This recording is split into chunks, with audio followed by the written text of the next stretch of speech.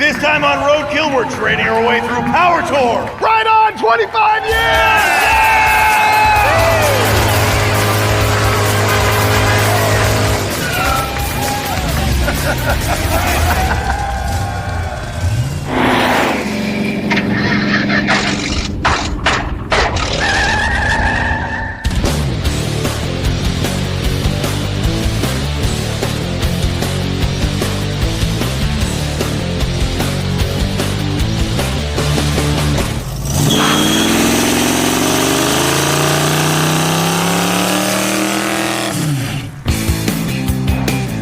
The plan for this episode is to hook up with the 25th running of Hot Rod Magazine's Power Tour, which is the world's largest road trip. I was actually part of the team of editors that created this whole thing. And so, we're here with this gem. This is our 1970, or maybe it's a 71, four-door Maverick that was the winner of the Roadkill Cheap Car Challenge. Now, the thing is, I haven't seen this car since we wrapped shooting on that episode, and Finnegan thrashed it hard on the last day. And so we already know it's not running quite right. We're gonna have to fiddle with it a little bit, but hopefully we get it going, because the plan is drive from here in Bristol, Tennessee to Sparta, Kentucky, along with Power Tour. And then we want to trade the Maverick for somebody else's car and keep on going so that we've got a different car every single day of the event till we finally end up in the historic ending city for Power Tour, which is Norwalk, Ohio. I never thought I'd see Goose again, which is why I beat the snot out of this as hard as I could during that last Roadkill shoot. I really don't anticipate this making the whole 300-mile drive to Kentucky tomorrow, which is why my personal plan is to trade it as fast as humanly possible to a fan who just doesn't care about their life.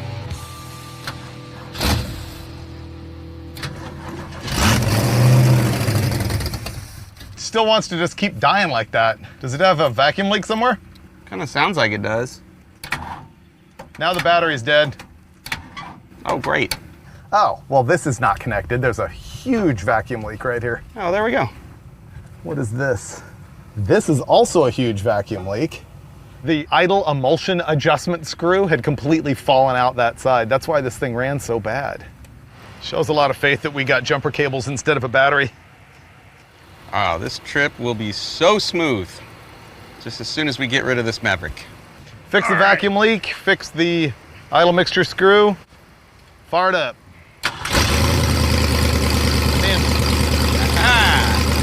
Man. Has a little bit of an exhaust leak. Ready. You want the honors? Oh, go ahead. Okay. It's your baby.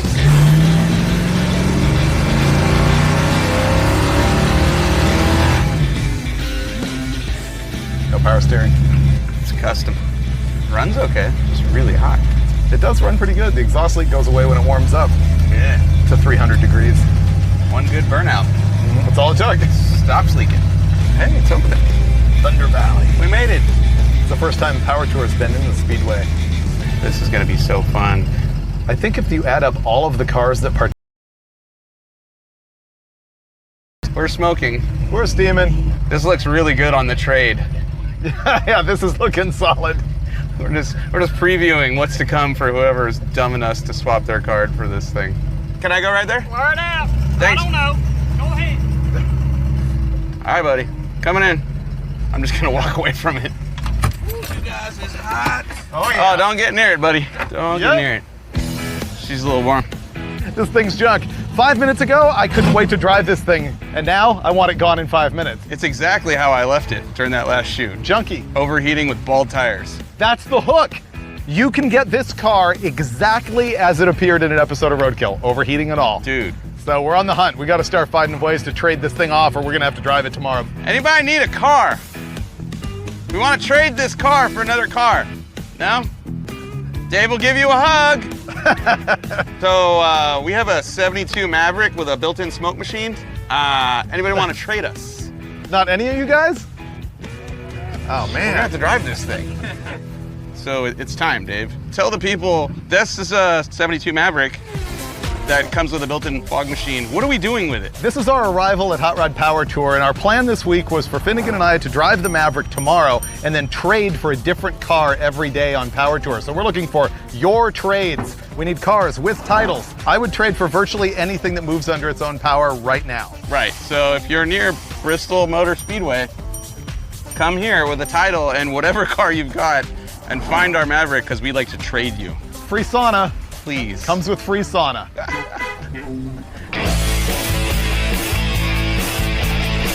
So apparently we got one guy interested in a potential trade, and it's some kind of Jeep truck. So we sent him to go bring it over here so we can check it out. Are you actually down for the 4x4? I didn't think you'd be in at all. I'm down for anything that doesn't overheat every 40 feet. So yeah, let's try I something don't new. think there's any guarantees. Anything we're gonna trade this for is gonna be equal garbage. Oh, there it is. Look at that. It's got no bed. Ooh, it's a short bed though. I might fall in love, just so you know. It's a J10. I don't know anything about J10. It's a half ton. So this is like a 79 rectangular I headlight. like the hood and the grill. Yeah. It's missing half a truck though. Nah, it's got half a truck. It's not a half bad Dude. truck. So you're an Instagram guy, Right? and you saw the post about the Maverick with the free smoke screen, Yeah. and you thought we might want this. Well, I was hoping you might want this. This is the factory short bed, which is unusual for one of these. Well, yeah. Is it a 6-cylinder? Yes. Yeah, it's 258? Yes. Yeah? Will they do a burnout? Wow, this is cool. Well, one-legged. Really? Burnouts. That's all I need to know. You know, he actually drove this here, which passes the criteria. This is good. Yeah, because we didn't know if we'd be able to leave here. So, Oh, yeah. And it's Comes into work every day too. really? Oh, yeah. how far is work? I don't know, 10 minutes? Sold! Sold. You have a title for this? Yes. I have a title for that. Let's do this. So it's a 79, but it's not a quadra-track. Correct. Oh, dude, this thing's great. Are you actually in on this, Mike? Totally in on this. Really? Let's do it. Yeah, let's do it. Well, how far are you Okay. going to take it? How far are we gonna take it? Yeah. We're taking it as far as it'll go. There you go. Yeah. We got to go on our first date with her. Cool. All right, well, let's exchange titles. Man, I'm so happy we don't have to drive the Maverick on the first leg. I mean, the Maverick's so awesome, I'm gonna miss it terribly. Yeah, sorry, Goose. See you Come later. by and visit it anytime. Is that his name, Goose? Goose. It's Goose. Maxwell. Maxwell. Maxwell. Yep, my son named it, so. I got it. Look, title. Look, we paid $2,800 for this turd. Yeah. We've never done this before on Roadkill, That's great. Milo. Thank you. We've Thank never you. just swapped Oh, cars and hit the road. It's awesome. Here's a happy surprise. We already made our first trade. We caroused a little while, did some social media, and sure enough, this guy Milo shows up and he's got a 79 Jeep J10 truck. Does a 258 inline 6 and a stick and no bed, but it's a factory short bed. It's awesome. I can't wait to drive this thing. And so we've got our first ride. We'll be hitting the road and going somewhere near Sparta, Kentucky. When a deal of the century lands in your lap, you've got to grab it. So let's go some math here, right? The Maverick was $2,800. The J10 was only $1,800. We just saved $1,000. That's Finnegan economics. So I'm all in on this. Score.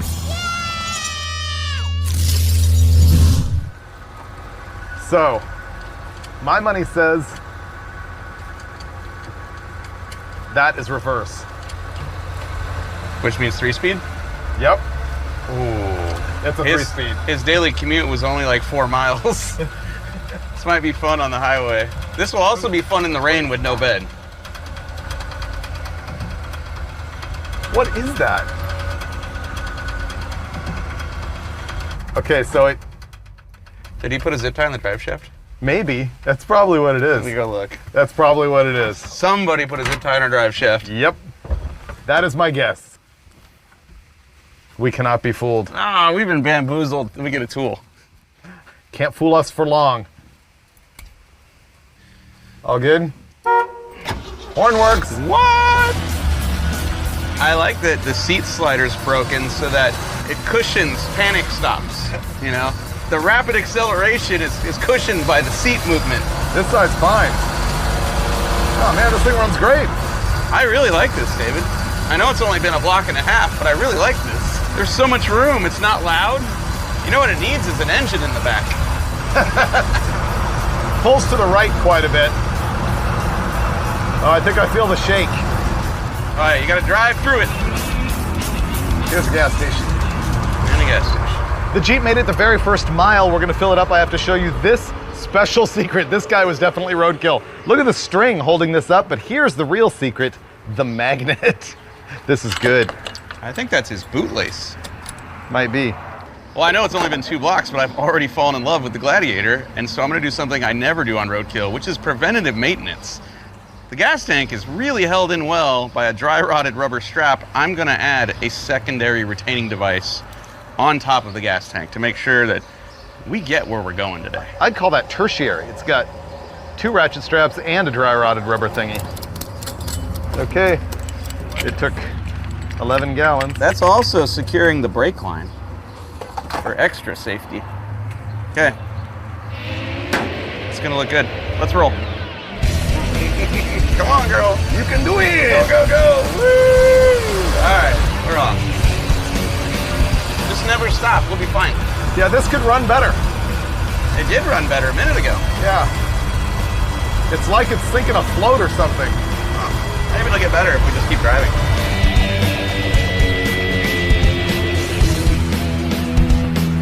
Hi there! This is the Johnny Lieberman road test of Maxwell, our 79 J10 pickup. Pretty good. I actually think that the carburetor's glugging raw fuel and that it ultimately evens out, but every time you stop, it glugs more. That's my guess, but we're not fixing that. Other than that, thing's great. It's amazing. I don't even care about the carburetor because once it gets moving, like you said, we're fine. It cruises Once great. you're moving, it's good. It has a shake to the wheel, but when we got out here, I noticed that the hubs were locked, so I unlocked them. That might fix it, it might not. Next thing I gotta do is post some photos on Instagram and see if we can come up with another trade, even though we're both falling in love with the truck. Yeah, I bet we end up in a Ferrari by the time we get to the end of this deal. Yeah, which is about 8 hours away, so we gotta hit the road.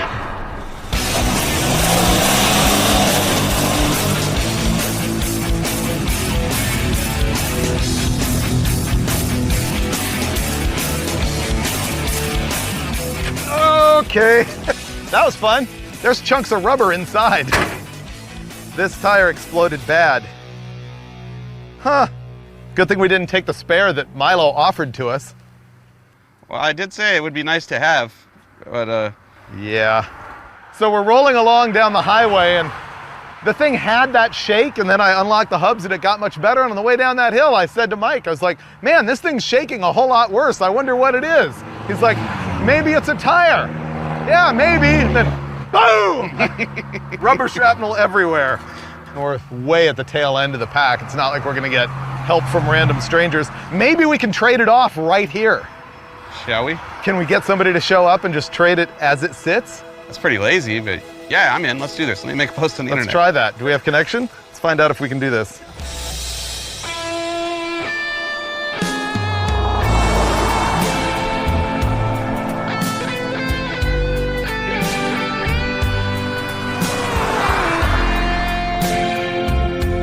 I guess we're gonna have to go with the video van rescue option. Jack and lug nuts or lug wrench and tire. We got new tires. Look, Salon tires. I've never heard of that in my life. But hey, I'm trusting my life to it. We're safer than we were.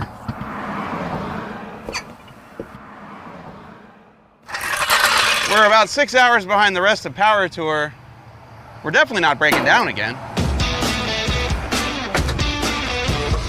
Tire drama took about 2.5 hours. I would say there's zero chance we're making it to Power Tour in time. I just break an axle for you on my way out. Wait, the new tires fixed the motor. No. No? There we go. Ooh, it drives so much smoother. Right? Yeah. Well, it's not pulling anymore either as much.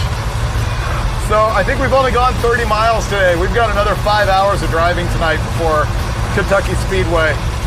That's 5 for a normal car. I do have one hope of a trade. What's that? The guy with the Gambler 500 looking Fiero. Ooh, that's a trade down. That is a downgrade. What are the odds of us being able to get rid of that tomorrow? Yeah. Because I don't want to give up on our goal of, trying to keep trading. No, me neither. That car could be a roadblock. Let's roll the dice and keep driving this. Wait for something better. We might find something on the road tomorrow if we Instagram people. I was really hoping somebody would trade us a car away for the J10 right there at the side of the road. That didn't happen, but we did get the thing fixed. However, we do have one lead on a guy who might want to trade us for a Pontiac Fiero. That doesn't seem like a really good idea. And so we're just going to go ahead and hit the road right now in the Maxwell J10 that has new tires on the front and cruises the highway so much better, and it even does burnouts. Oh, not bad. Brake stand. Oh, that motor does not like that much RPM. Whoa. Oh, now it's squealing a belt, which it never has been before. We need to look and see if that's flipped a belt.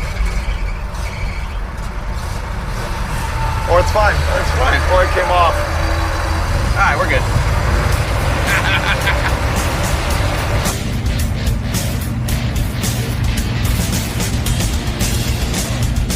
The party has arrived. 4 hours late. We made it. We're actually in Indiana now, right down the street from Kentucky Speedway. This is where we're staying tonight. Party in the parking lot. Well, we made it 300 miles today in the J10, and it would have been awesome, but for two things. One, that flat tire killed us. I mean, the closest tire shop was like 23 miles away, so that took a couple hours to deal with. The other thing is, the carburetor on this thing is wretched. I mean, horrible. And so I think we've gotten the J10 out of our systems. We loved it this morning. It's still pretty good. It's gonna be fantastic when somebody else is working on it. Do you want to carouse and see if we can find somebody that has some garbage willing to trade? I'd be okay stepping up or down at this point. Regardless, I don't think we're gonna pull that off until tomorrow at some point, though.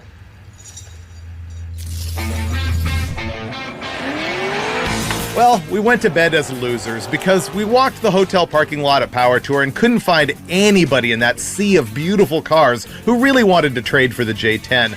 But we did make a social post so that we could wake up in the morning and there would be all kinds of Roadkill fans there ready to trade their hoopties for the Jeep. Well, that didn't happen. Instead, we had one option, and this is it. A Pontiac Fiero with a 4-cylinder and an automatic, hacked out for 31-inch tires, and with no doors. Morning. We're ready to do this. Hey guys, what'd you bring? 1987 Pontiac Fiero. Oh, okay, I saw your post on Facebook. Has it been on fire yet? It has not. Ooh. You could be the first to do that. Are you the only one? Did anybody else bring anything, or is that it? Does your Fiero sound like that? No. All right, well, let's look at Fiero. It looks like our options are thin. My only interest in the Fiero is not driving the J10 again. That's it. There's a strong possibility you get 3 blocks away in this and feel even, worse. Wow. All right, let's do it. Okay, we got this yesterday. Didn't bother to sign it because we knew we were going to get something awesome today. So here you go, my friend. Straight across. We're going backwards here. Who could have seen that coming? We went from V8 Maverick to 6-cylinder Jeep to 4-cylinder 87 Pontiac Fiero. It was our only choice this morning, so it was the choice we took. Fired up, dude. All right, see ya. But it's his now. Because we got the 87 Fiero. Does that mean he's the only true fan of the J10? Maybe that's it. Nobody else saw the inner beauty? I think he's the only true fan of Roadkill on the entire Power Tour. Oh, good, it's loud. Fiero. It's kind of spunky, actually. Is it?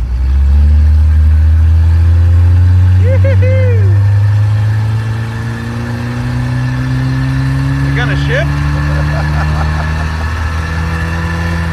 Okay, good. Not bad. Oh, it's floaty. Front end is very floaty. You cannot let go of the wheel. Oh, and there's no inner fender. We're eating rocks, dude. I know, I'm staring at the tire right now. This feels like a good speed. This is a great speed. Yeah. I can't believe we only had one guy show up to do a trade, but hey, we've actually made this happen so far. Yes, sir. Making miracles. Setting records.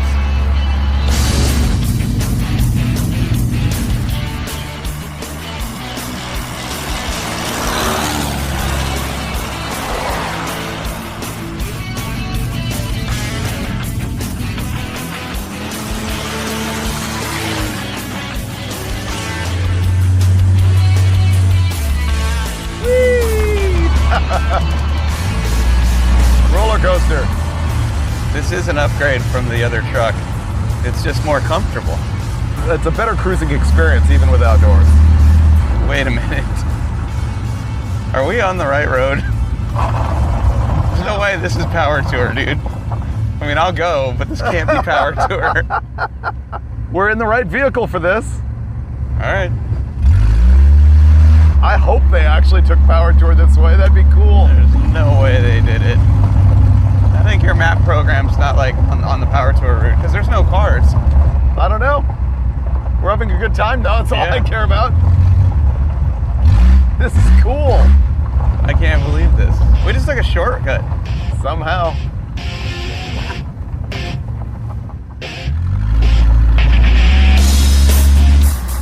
I expected to love the Jeep and we grew to hate it, and I immediately hated the Fiero and I'm growing to love it.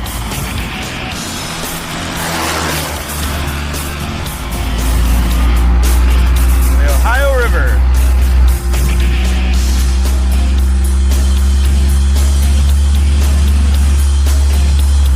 So small town Indiana now. We're on our way to the drag strip. I've never really been in this part of the state. It's amazing. The gravel road back there with the grown over trees and everything, it felt like we were at Disneyland. It was so cool. I'm digging the no doors too.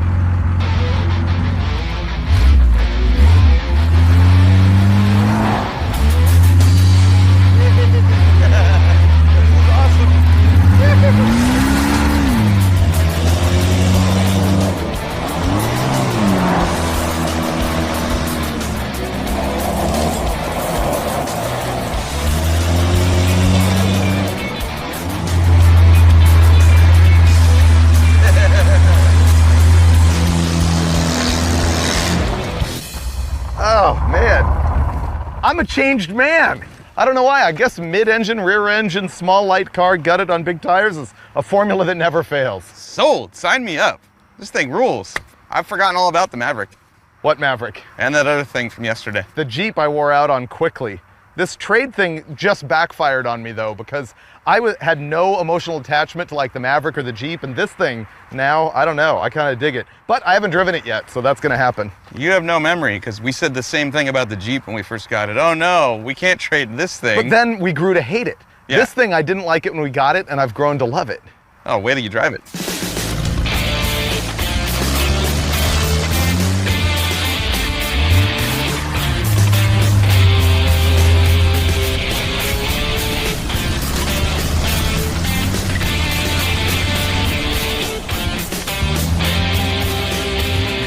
As much as the Fiero has really grown on me, we just can't hang on to it. We made a commitment that we were going to trade our cars every day on Power Tour, and we're going to do it. Because right now we're headed to the historic drag strip nearby Indy, and there's a guy there who already has a car, and he wants to trade it for the Fiero. This is actually a genius idea, because just when I get sick of a car, we trade it off. Mm-hmm. I loved this thing at the last stop, and then after driving it for 2 hours straight, I realized it has the worst driver comfort position ever devised. So dude, this is a historic Indy drag strip, home of the NHRA US Nationals. I hope to drive my car here someday. There we are. Oh yeah, make an entrance. Really sell it. Wow, there's a crowd. Yo! Are those leaf springs pink? It might be. They are. Did you know you have pink leaf springs? I do. He's like, yeah, I do. We didn't officially meet, by the way. I'm David. Kyle? This looks like a 6th grade art project. Basically is. Wow. So it's a 63, right? Yep. Belvedere? Yep. Yeah. And it's a push button trans? Yep. Sold! I've never pushed Wow. buttons to shift gears, Dave. The early B-body is a cool cruising vehicle. It's nice. Yeah. So what's the reliability factor on this thing? 100%. 100%? No, just kidding. This is like Melrose Hollywood art project car in Indiana. It's kind of strange. Oh, runs! All right. But do the wipers work? Here, turn it on. Let's see. Yeah. Because it's. Oh yeah. We can make this work. So Mike, I'm sold. How about you? Oh, yeah. Which one of you guys wants a Fiero? You? Emma? I do. I mean, we all do. Everyone? Wait. right. The car has a name. Guy Fiero. This car has a name too. What is it? What? Home wrecker, because it's covered in house paint. I love it. I love it. This is super official now. I can give you this because it's not mine, and I can take this because it is yours. And you are now the proud owner of a Guy Fiero. Nice. Couldn't be happier. All right, we're good. We have a car painted with a roller. You have a car with green paint and a Roadkill sticker, which means it's totally unreliable. Okay. Not our fault. So- As is, where is, no express warranty. Yeah. Have a nice day. This is one of our best ideas ever. I think we need to start an actual business, like a ride-sharing deal, but with Roadkill car sharing, where you just trade Roadkill cars all the time and everybody gets to experience everything, because we were able to have our clapped-out Maverick, then the Jeep J10, and then the Fiero. Now, the thing for me is, I've always ridiculed Fieros. I've never actually owned one. I've never worked on one. I've never really even driven one. Now I have, and now I also know that they actually do make great Baja vehicles. But we have traded it off. We are now the new owners of a 1963 Plymouth Belvedere 4-door. These early B-body Mopars are just excellent cruisers, even when they've got 78 layers of house paint on them, as we will find out tomorrow when we head out of here to Fort Wayne, Indiana.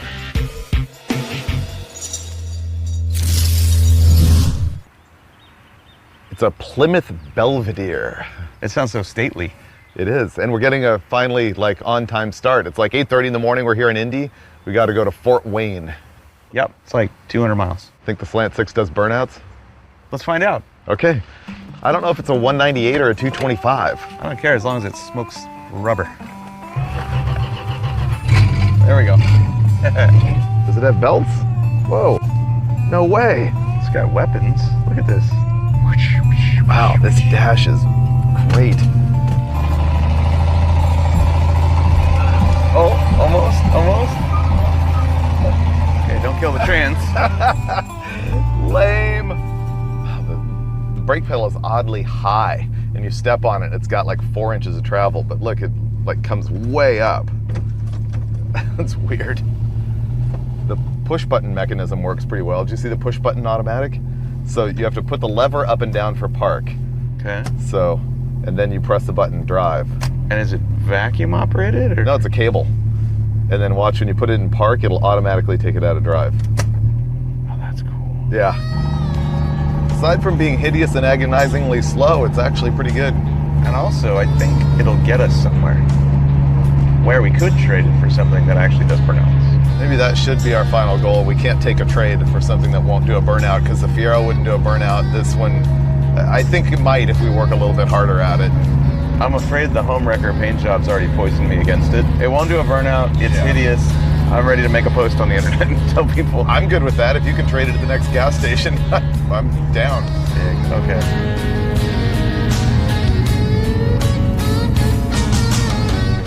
It's going really well, actually. This thing cruises awesome on the highway, but it's raining now. The glass, obviously, at one time was covered with this much house paint, and somebody scraped it all off with a razor blade and destroyed all of the glass. The wipers work, but have no blades on them, and they're all covered with paint also. So I'm gonna have to figure out how to zip tie some blades on there or something, because I cannot see. I'll put it on the other side and we'll give it a shot. Okay. That's not gonna work, but I'm ready. Well, this has been a brief journey in the Plymouth. We're nearly to the venue. Car hasn't broken. It also won't break loose the right rear tire. I'm gonna fix that right now. A little lubrication here. So this is totally cheating. This is putting oil on a tire to try and do a burnout, but hey, when you have Slant 6 power, you gotta do what you gotta do. Okay, great. Oh, wow. Oh, we got this. Oh, look at that action. I had no idea. Is that valve float? Probably. Oh, I made smoke. Look at that. Not bad. Yeehaw! It's hard to believe this thing's 56 years old and pretty much bone stock, and it runs and drives this good. This is one of the best running and driving Roadkill cars that we've had. It's got the Slant 6 engine in it, and the 3-speed torque flight transmission, and the bulletproof manual steering, no power, drum brakes, can't go wrong. This thing just cruises. Participant parking. I will participate. Hey, we're on time. We are participating. Yeah. Even in the pouring rain, there's a lot of cars here. Yeah, look at that Monte Carlo right there. We need that for the next Carlo. Should I just hang a right and park it? Well, I know if you drive, we see cars without getting wet. And you're showing off the goods. We're increasing the odds that someone will see this and actually want to trade. Ah, wet. Good thing we made it early today. I'm so glad we got rid of the Fiero with no doors. Yesterday was the biggest day in the history of Power Tour with 5,000 cars there, and we missed it because we were late. And today we're here on time, and it's raining, and so people are heading out. Still pretty good though. Check out the vet cart guy, turbo vet cart guy. Yeah. Today's burnout was super weak and illegally lubricated. Tomorrow, we go to Ohio, Summit Racing, try to do burnouts in yet a new car. I don't know. My social media doesn't seem to be as willing to trade stuff as your guys are. Tomorrow we may be swapping this for one red paperclip. That may be the end of this deal. I don't know. Yeah, we're going backwards. Today, I'm ready to drive around and cruise and look at cars instead of stand in the rain and look at cars. How about you? Okay. We're taking the easy way out.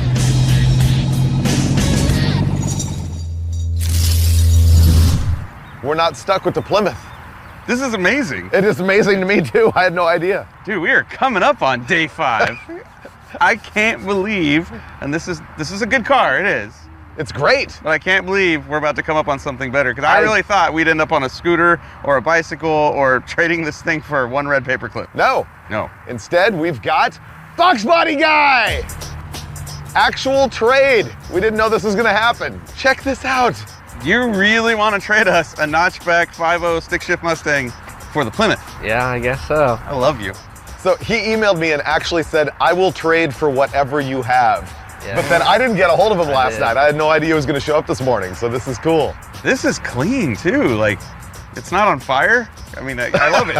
I love it. Paint's a little better than that. Oh, the paint's beautiful, and it's a stick, and it's a 5.0, and it's got imitation Convo Pros on it. Like, does this still have a 5.0 in there? Yeah. Well, it's a 4-cylinder car, right? Yeah. But you put the 5.0 in it. So it's still got the 4-cylinder 5-speed and then it's 7.5. All right, let's make it official. This is a legitimate state of Indiana certificate of title for vehicle. My name's not on it. We've only had it for like 24 hours. Yeah. We didn't even bother to sign it because we knew everyone wanted our Plymouth, especially you. Straight. Yeah. So, Okay. ready? Hands up. No backsies. You realize you're now the guy that everyone's gonna be like, you did what? No! No. People are going to respect you when you spend 3 months stripping all the house paint off all of the that. house Yeah. Take that to prom, dude. Chicks will dig it. I'm telling you. Thanks, dude. Yep. Thanks. The Plymouth was actually great. But then this morning, out of nowhere, comes this guy, Ryan, who had emailed me about the Mustang, but I had no idea who was really showing up. And here we go. We did our final trade, and I think you will agree, we traded way up this time. All right. Let's go to Norwalk. Yeah. Let's go drag racing. We're going to Norwalk. Let's destroy these tires. Leaving? Let's do this.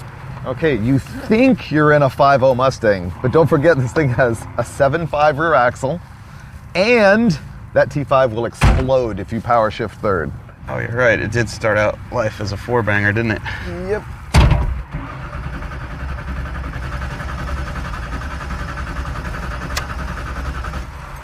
Let me give that gas. I did twice. Doesn't sound like it's got any ignition. Well, the axle won't brake this way. That is like no ignition. Yeah, it's not even trying to fire. That's not a carburetor thing. That's something else.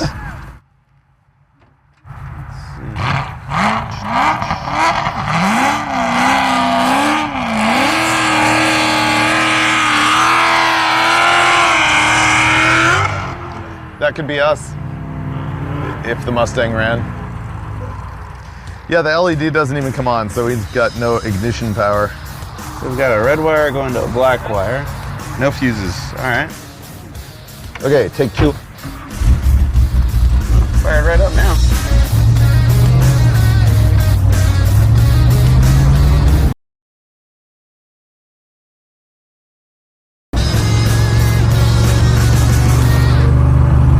Sounds good.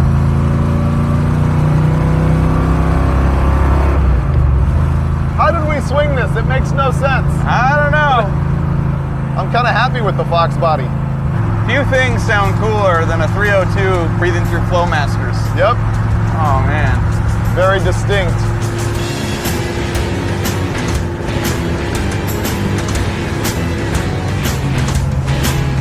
I can't tell if it feels like the tire's weird or if the road's bumpy. It kept getting worse.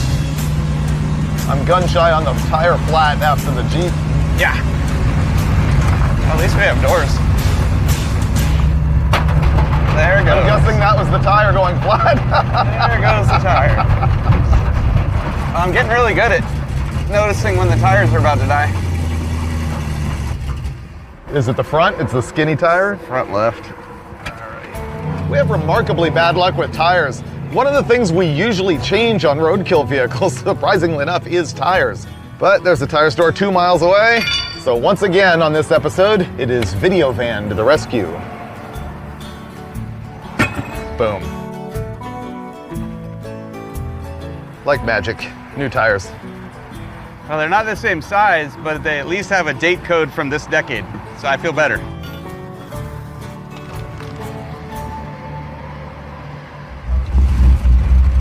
Let's go. Yipper.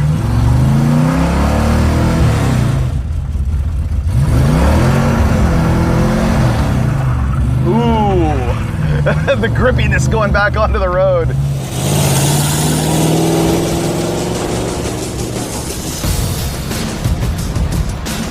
I'm guessing this thing makes about 350 horsepower from my seat of the pants dyno.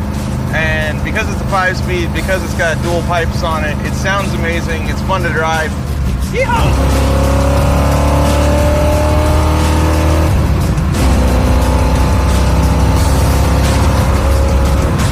It's unhappy. That wasn't a lot of RPM, and yet I think I've wounded it. Maybe we just burnt through a spark plug or something. All right, here we go. Service plaza, I like that. Let's get off here. It's just been running so rich for so long, it's got to killed plugs bad. I mean, I felt rich while I was driving it. That's pretty dead. I'm surprised that car's even running. This thing has just been glugging rich the whole time we've had it, and that plug is 100% wasted. I feel bad. Yeah. Let's keep driving. Okay. We don't have any spark plugs, so Nope. We'll just keep driving. We'll get some more later. Woo! Slam's good. Oh, yeah. Runs bad. So unhappy. Oh, that's horrible. Oh, it sounds like a Volkswagen. I was gonna say the same thing. We got a Beetle. That sounds exactly like a Volkswagen air-cooled. Yeah, runs about as good as two. Yeah. Wow, that runs hideous. Hey, it runs much cooler now. Yeah, you're not making any cylinder pressure or heat now. Right, no power. That's how you fix overheating. Disable 2 cylinders. That's a tech tip. We got no fire. You got no heat. It's all right though. We're gonna make it. We're almost there. We win no matter what. There it is. Summit Racing Motorsports Park. I see a lot of cars. All right, me and my Volkswagen, we're coming in. Made it. We have attempted to trade the car we were driving every single day of Hot Rod Power Tour. We've done it 4 times, and when we woke up today, we had a Plymouth Belvedere. But now we're in Norwalk, Ohio, and we've got a notchback Mustang running on 3 cylinders, and Dave's gonna try to do a burnout to end this episode right now.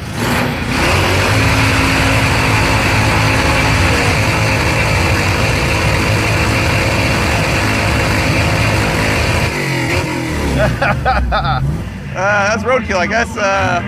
Thanks for watching. We're now swapping lanes. I think that might be the key to this. I don't know. Physics. Is one lane better than the other? One lane's better than the other. I don't know. Very exciting.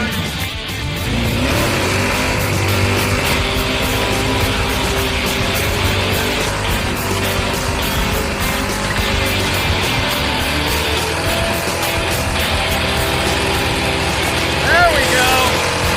There we go.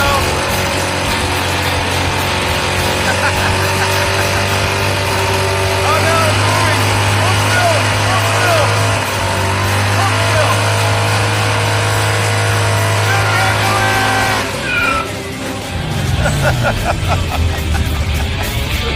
Oh, well, that's it for this episode of Roadkill.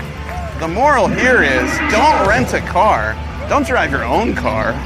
Prey on the hopes and dreams of complete strangers and have yourself an adventure. You know, 25 years ago when I was part of the group that created Hot Rod Power Tour, would I have ever seen myself, like, trading my way through a bunch of clapped out cars on this epic trip that's normally filled with, like, awesome muscle cars and brand new Corvettes and things like that? Well, to be honest, yes. Because on that very first Power Tour 25 years ago, I drove the Cheap Thrills Dart, a 1968 that I had pulled out of the junkyard and put a big block in for absolutely dirt cheap.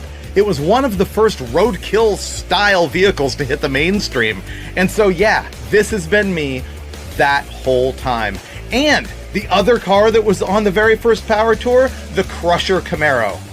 This is all one big world coming together 25 years later, and for us to be able to do the Power Tour, trading cars every single day with like-minded Roadkill fans, well, I gotta thank those guys, because the honest truth is, we only had one car to choose from every single day. We didn't have the big crowds that we thought we would, but every car was a winner because every car was a loser. And that's what we do here on Roadkill. We take cars that really aren't worthy and we have fun with them anyway. And you should too. Hit the road, get busy living, and live your life Hot Rod Power Tour style. And Roadkill style. I'm about to up the value of the car. There we go. You gonna sign it? Yeah, look at that. Look at that. Here, It'll break even faster now. I'll be co-driver. Anybody want a Maverick? Free if not, Cream pay puff. to take it. I'll trade for a scooter.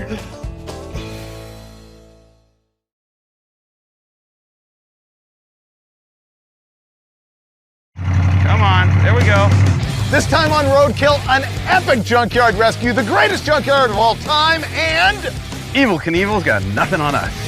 we're jumping the Snake River! Woo! I ain't jumping nothing, you're alone.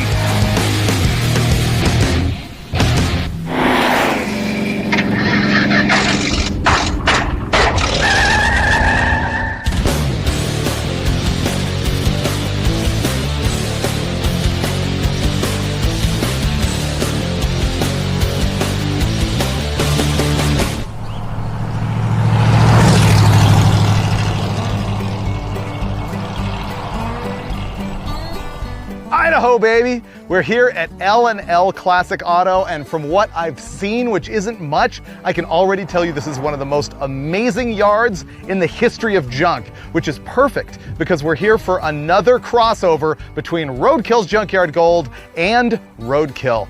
The deal is Steve Mignante finds the car, Finnegan and I rescue it. Now, last time we did this, we had that 64 Galaxy, and it didn't end that well. The engine blew up right down the street, so we're like, dude, we need a car that's more complete, more better, or more likely to get us all the way down the road, which is tough, because you look through here and a lot of this stuff is picked clean. But from what I've seen, we've got a really cool candidate. It's a really cool car, and I'm telling you, there is a lot of great junk at this yard, but the prize is what we're about to see.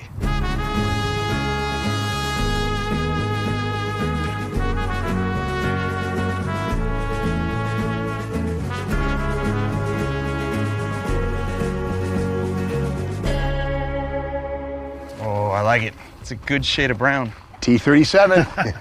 It's not quite a GTO. GTO-ish. Stripes, dope. It's a GTO minus the go. You know, I figured you guys have like 4 or 5 days to get this running, and I thought manual drum brakes, simplicity. It's an automatic, which could bite us, don't know. Yeah, but, you never know. Change of fluid. But the nice thing is, it shows 352 barrel, but it has a 4-barrel carburetor, and it's pre-EGR. And the chrome valve covers, it smells to me, it's vibrating like a GTO 400. But nothing else. It's a 350 with a 4-barrel swap, like 300 horsepower, headers. Dude, I like Not it. bad. It's actually really cool. Factory AC car minus the AC box. Okay. So the T-37, what makes this better than a Le Mans or different than a GTO? Well, it's Pontiac's base model, the T-37, and you could get a 6-cylinder in this thing, but the beauty is any mechanical part that you could have in a GTO could also be had on this if you check the right boxes on the option sheet. So this one here with the 350, you know, somebody had that in mind, but I love the fact that this one has the longitudinal sport stripe, which Yeah, was an really option. cool. Looks like a GTO. I'm getting more and more pumped on it, I have to say. Oh, dude, it has sculptured shag. I can't believe I'm more excited about that than I am about the rest of it. That's disgusting. The shag plays. It's like a 70s porn set. How would you know? Someone's been to Carpeteria. This thing's hopped up.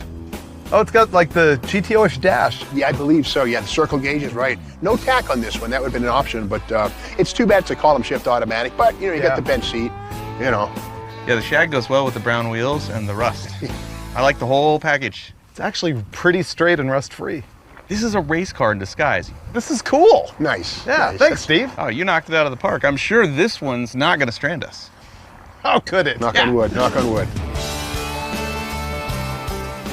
Well, I hope for this Roadkill rescue, the guys learn a little lesson from that 64 Galaxy, the one that puked its 390 on the side of the road. But I think this car with its patina and the cool sport stripe on the side is going to raise a lot of eyebrows. This time we're going to do it right. So we have a plan which involves actually like changing fluids and trying to pre-lube the oil pressure. And Are you going to crawl under it here in the sticker bushes or push it out there? I would love to attempt to push it, but with 2 flat tires, I don't think we're gonna. Yeah. Oh, okay. All right. At the same time, though. Okay. Ready? 1, 2, 3. Wrong shoes. Okay, I'll lie in the sticker bush. So we're pulling spark plugs out right now, and if they're covered in oil, that could be a hole in a piston or really bad guides or something like that. But so far, that one looks like it's just running stinky rich, too much fuel from the Quadrajet, which, as you know, is no match for the thermal quad.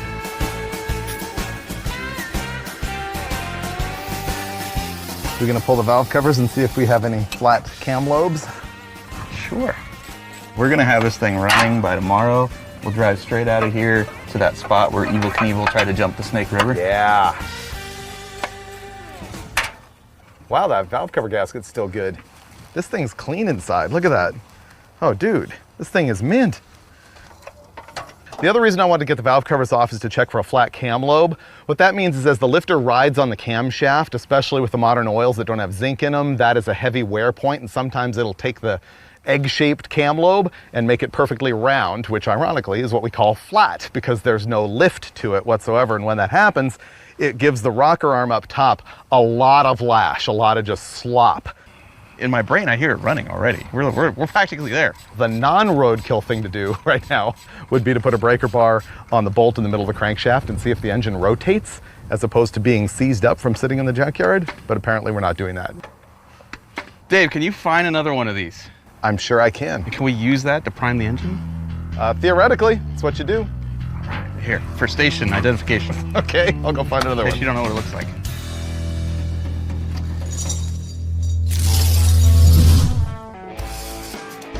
We're gonna try and make our own luck here by doing something I never do, which is pre-lubing an engine after it's been sitting around for a long time. That means building oil pressure inside the block without actually having to fire up the engine. The way we're gonna do that is by making a tool out of another Pontiac distributor, which I just found right here. So all I have to do is harvest this distributor from this engine, and then I'll show you how it's all gonna work. There we go. We're gonna make a tool out of that. Where are you, Dave? Get the oil drained out yet? No, that was the laying in the ground thing. I know, that was my passive aggressive way of saying, you didn't drain the oil because you're gonna make me do it. So here's the thing, I got another distributor. All we're gonna do is grind all of the teeth off of it. This tang right here is what drives the oil pump down inside the engine, but this gear is meshed with the camshaft. So if you want to drive the oil pump without spinning the camshaft and the rest of the engine, you got to take all these teeth off. We can chuck that in the drill and spinaroo. You be Mr. Mangle Modify. I'll be Mr. Jack It Up and lie in the weeds with the rattlesnakes draining the old oil out of the engine. Deal. I really feel like I came up on that deal. I actually feel like I just won the lottery. No snakes for me. What we're trying to achieve here is spinning just the bottom part of this. I'm gonna cut the housing in half, then I'm gonna slide the shaft out, and I'm gonna cut the housing down about 1 inch so that when I put the shaft back in, it sticks out of our modified housing just enough to engage the chuck on a cordless drill. Okay, so there's our modified housing, there's what's left of the shaft. We'll clean up that end there, grind the gear off, and we will have ourselves an oil pump priming tool. We will have oil everywhere it needs to be, as opposed to right now if we just tried to crank the motor over every metal-to-metal surface is going to touch because there is no layer of oil protecting it. Wow, it's got a new fuel pump on it too. I feel we're cheating with this thing. There's something about it that says it's run recently. Of course, the other thing that you can look at here is anything that is on the drain plug. This is actually a magnet in a lot of applications, and you can see if there's any metal on that. That's an indicator. The other thing I'll do is look at the oil in the pan itself to see if there's any metallic glitter in it, which would tell me that we've got a problem eating a bearing or a lifter on a camshaft or something like that. So. Okay, 4 quarts in the gallon, that's 5 quarts. That sounds good to me. Man, what a nice day to do this. Out in a junkyard with the sun shining, snakes rattling, motors rusting. Positively perfect. Here is our modified distributor, which is now our mechanical oil pump drive tool. We just need a means of spinning this fast enough to send oil throughout the motor. And for that, I give you the 20-volt cordless power drill. Aha!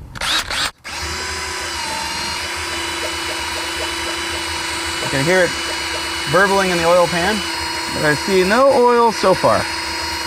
And the drill is getting warm. All right, now we need to rotate the motor over. I have oil in the pan, oil in the filter. I've got a drill motor hooked up to our oil pump.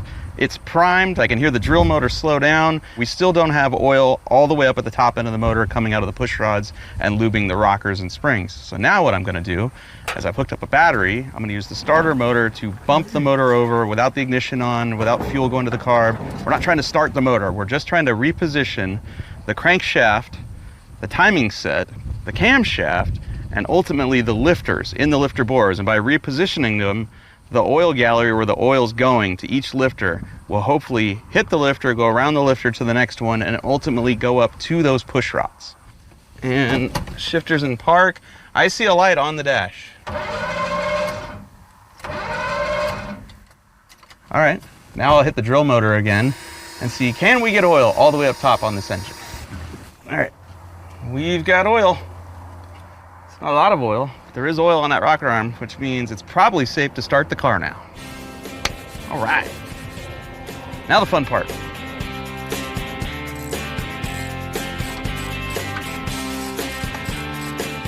Very short bump.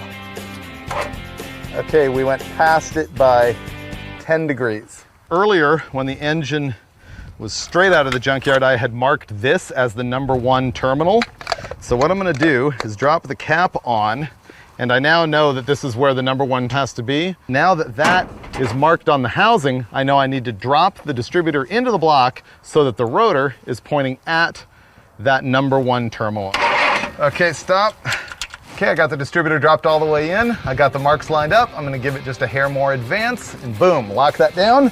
Put the cap on, plug wires, throw some gas in it, fire it up.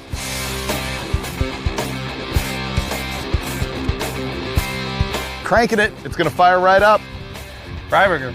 Yeah. I think this was a getaway car. See the bullet? Got shot at. Dude. Make noise. Had a spark.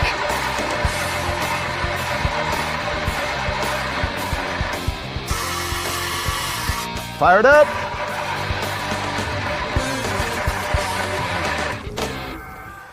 Points ignition should fire with no voltage. It had spark when we first tried, but yeah, we might have to actually jumper cable this thing off the video van. David. Yep. I just found an insurance card from 1981. I have even better news. What? I just ran the numbers, and this engine is a 1970 Pontiac 400. We have a 400, not a 350? Yep. Somebody hopped this thing up. Yep. It's got cherry bombs, it's got headers. We got a race car. It better run. That'd be the cherry on top. You wanna try it again? Yep. There we go. Go, go, go. Come on. Here it goes. There it goes. Oh my God, it's alive. It's running. It's alive. Dude, sounds rowdy. That needs some timing, but it runs. Dude, we just brought a car back from the dead out of a junkyard that apparently hasn't run since '81. Let me crank some timing into it. Dude, okay. This is awesome. We got a T-37. There we go. Yeah. Way better. We can make that run. This thing's alive. It sounded good. It's not awesome, but we can make it good. That was 8 cylinders. So it runs. Oh man, it sounds good. And it's a 400, not a 350. I never knew until about 20 minutes ago that I personally needed a 1971 Pontiac T-37. This thing is growing on me big time. I really dig it. It's like the disgusting of Pontiacs. But what is irritating me is the starter. It's just not engaging with the flywheel. Every time we try and crank it, it's spinning without turning the engine over. And finally, when it does catch and the engine wants to start, it kicks back out, which is super frustrating because it means we can't do the stuff we need to do right now, which is set the ignition timing, make the carburetor work, check the automatic transmission fluid. None of that's gonna happen right now because the yard is like shutting down for the night and everything. But it does run.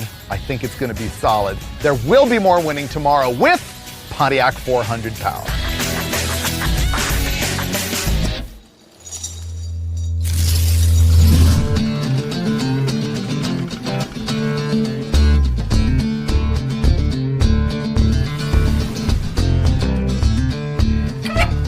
Morning! Housekeeping!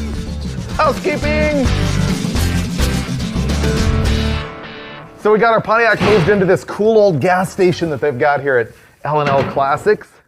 It's all jacked up, ready to put a starter in and make this thing run first thing. But actually, here's what I have to do first thing. This has been bothering me. Oh. This is not a 1970. This is a 1971. That's probably gonna fix the starter, what you just did there. Think so? Yeah. Well, the car's younger now. Have we been charging the battery, I hope? Yes. We did. Yes. Okay. All right, well then I've got that part done. You can put the starter in, we'll be good to go. Okay. All right.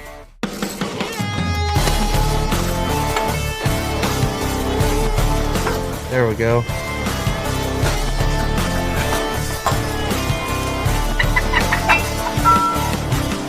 I'm working on the brakes, but I started crawling around under here just to check it out. And man, this car is truly mint. The great news is it has a turbo 400 in it. A turbo hydromatic 400 3-speed automatic transmission, which would be the beefier of the two that would have been available in the car instead of a turbo 350. But I know that it's been swapped in because it has the long tail shaft in it, which means it came out of a full-size car. So I'm discovering stuff about our new poncho, and I like it. Same as the other side, it's just used old stuff, but it's not that bad. I think I can put all the drums together and we can just start bleeding. Okay, go down and hold. I will push the brake pedal to the floor. Not good. Okay, up, It's gonna take a little bit. down and hold. I got absolutely nothing happening here, so hopefully we don't have our big plug brake line problem. Maybe that's why the car's here. Somebody shot at it, swerved, brakes failed, bank lean on the car. Now we're in a junkyard. Ow. Our master cylinder is junk. It's just moving the fluid out of the front reservoir and into the rear and overflowing everywhere. Okay, we can change that master cylinder. All right, starter's going in. Finnegan's working on the starter. I thought I'd find out what's in the trunk. This is always a great moment on a junkyard car. Who knows what's going on in here? What is this? Doo-doo. Gonna put it on you. Cool. All right, back to work. You ever seen that before? This thing is way too high tech for me. I'm used to like a knob. I guess we're finally ready to start this thing again and hopefully tune it up.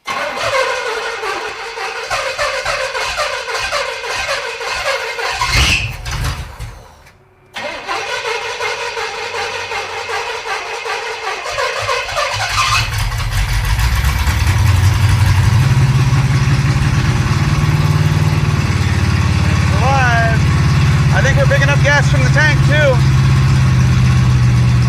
Ah!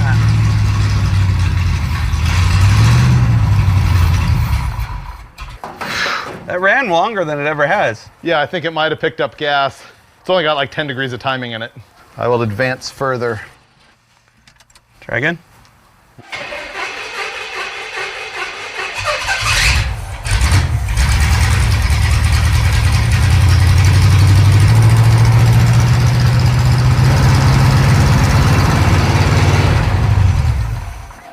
Okay, runs good now. There's our first disaster. Automatic transmission fluids all over the ground. At least that means the pump's working. It's just dumping all the ATF. We gotta replace that hose.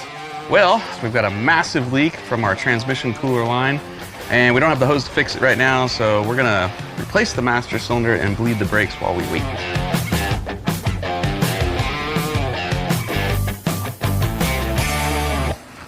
All right, turn the wheel all the way the other way. And this one's a different bleeder size. Wait. Well, we tried to do this the lazy way and just bleed the brakes that were here, and I've already popped open this cylinder here. It's leaking already, and so we got to change all the wheel cylinders. The wheel bearing's stuck to the spindle. Oh, that's officially ungood. Yeah, see how this bearing is just completely welded itself to the spindle? That's super bad. Boom, wheel cylinder.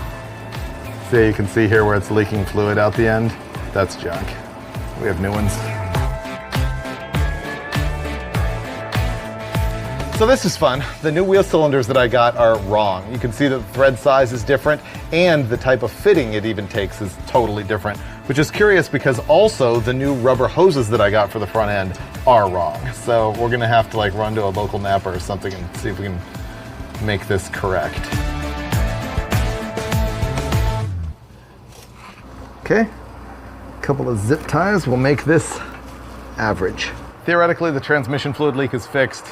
Our next challenge is that we can't get our fuel system to pick up fuel out of the tank in the back. Who knows how many disasters could be going on back there with the sock inside or whatever. But we've got new rubber line on there now. We got hose clamps on there so it's not pulling vacuum, you know, pulling air instead of gas. So now what we're looking for is to see if we can get some fuel in the filter. Go.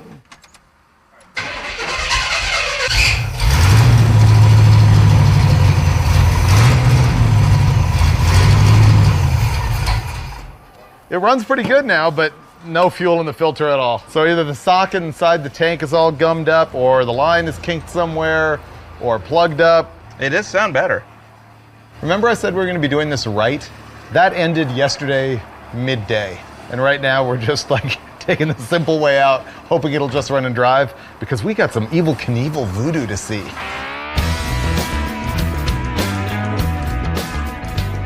Now we've got a jug of gasoline up front, and instead of trying to draw out of the car's fuel tank, I've got the hose going to the pump from, whoa, how did that happen? I'm filling the radiator. You're filling the radiator? It's leaking out this side, so obviously we have a bad radiator on top of it all. I thought we'd already put water in this thing. We did, it's been full once. Oh, brother. Our radiator's junk. We can fix that later with some JB Weld or something like that, but right now we're gonna crank it and see if we can get our mechanical fuel pump to suck gas out of our jug into our fuel filter. Cranker. Here we go.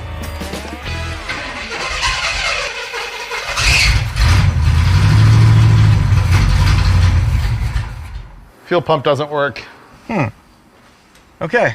Today was the day we really thought that we were gonna be on the road. We're like, man, the Poncho is treating us right. This is gonna be great. We're just gonna slam some brakes on it, maybe just bleed the brakes that are there and hit the road.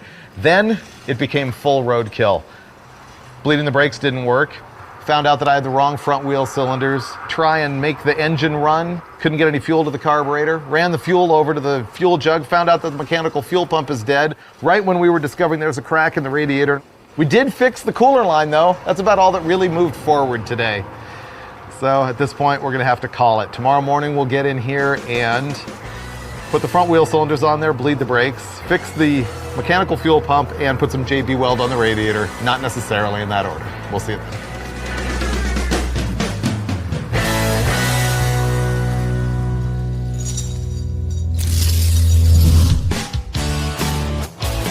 Oh man, this place is amazing. So remember when I left you last night, I listed all of the things that had gone wrong for us that day? Well, I forgot two things. One of which is a wheel bearing has welded itself to a spindle.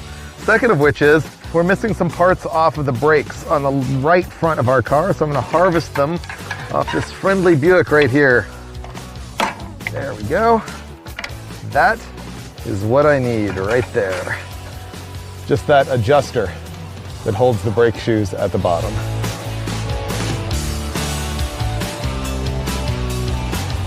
Our radiator has a tiny crack in it, and I'm gonna fix it using something I've never used before, JB Weld radiator weld. Essentially what this is fiberglass cloth, 2-part epoxy, and a piece of sandpaper. I'm gonna sand the radiator to take all the paint off of it. Then I'll clean it with brake clean, mix these 2 items together, and within 30 minutes, this should be completely cured and ready for us to do lots of burnouts and pressurize our cooling system with a blown head gasket. And I'm sure it will not leak. I feel good about it. Okay, I got my junkyard parts. I can put this thing back together and put in our new wheel cylinder. Here's the other problem I told you about. This wheel bearing is rusted onto the spindle right here. But this bearing is actually in good shape, so I'm just gonna grease it up. Here's a tech tip. This grease is for GM, Chrysler, European, and Japanese vehicles. Do not use this on a Ford, ever. Okay, what I'm doing now is figuring out how to pack this wheel bearing that is stuck on the spindle. Now it's time to once again bleed the brakes and find out, can we get fluid to the 4 corners here? Down? Down. Here, just try and move some fluid through. Okay. Oh, wait, maybe. Down. Down. Okay, just got my first tiny bit. Go up. Up. Okay, we're finally making some progress on the brakes. I got fluid moving through the rear system. Topping that off. Now I'll do the front. Up. Up. Down. Down. First fluid.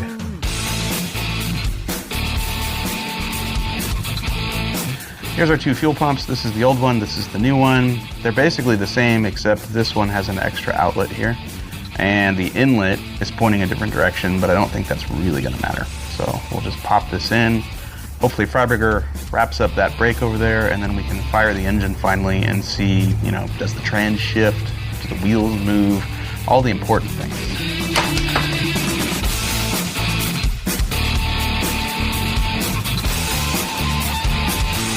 I fixed the brakes with junkyard parts. Finnegan's got the new fuel pump on there. We've got our super loud and complaining ancient battery charger hooked up, and we're finally ready to crank it again.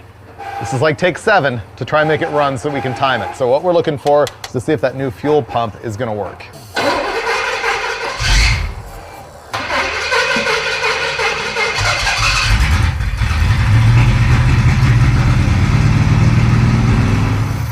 That's 2 fuel pumps that don't work. That's telling me that, like, there's no fuel pump eccentric inside the engine for some reason, or we got the wrong pump, or who knows what. Battery charger's awesome.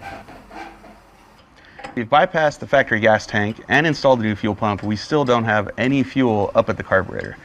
Leads us with 2 conclusions. Either the eccentric, which is on the camshaft, which is what rotates and actuates the lever of the fuel pump, isn't present, or has fallen off, or was never there. Or we have a clog in our inlet or our outlet, something's happening, so we're taking the pump back off to try to look up in the engine block and see what we can see. There we go. Okay, so there's the pump. This arm rides on an eccentric on the camshaft that makes it go up and down. I'm thinking the eccentric's not there. There is no eccentric on the front of the cam. Perfect.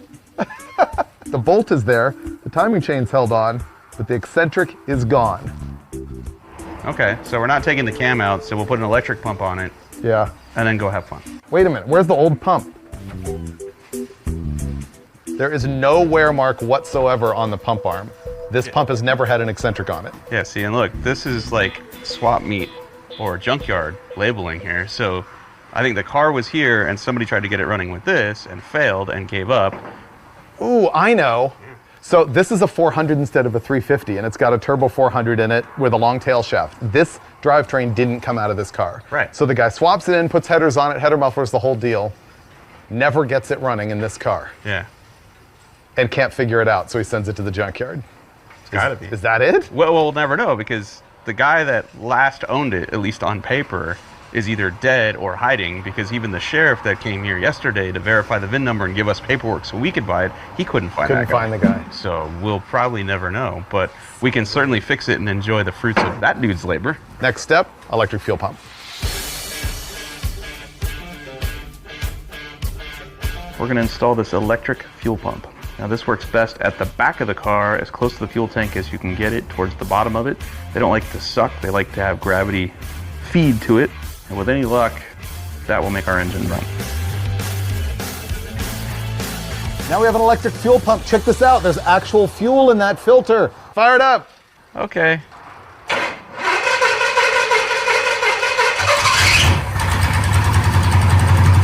That is running.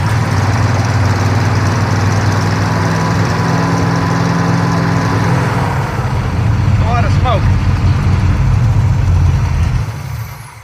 Why was it dying? I don't know. Is there fuel in it? Yep. Wait.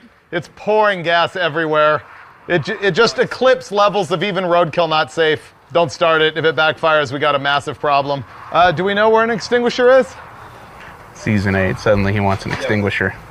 Yeah, so that was all victory and everything until we got roadkilled once again. It is just leaking out that carburetor way too much to actually accept. Guess what I didn't order?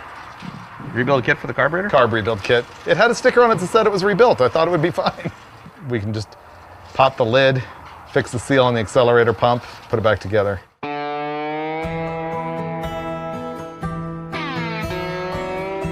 Okay, 13, 14, 15, these are other screws.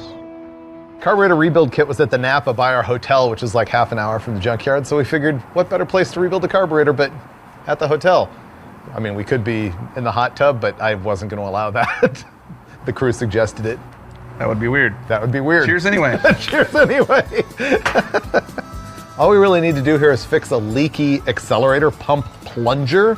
So I'm hoping I can just pop the lid off this thing, change that one seal, and throw it back together.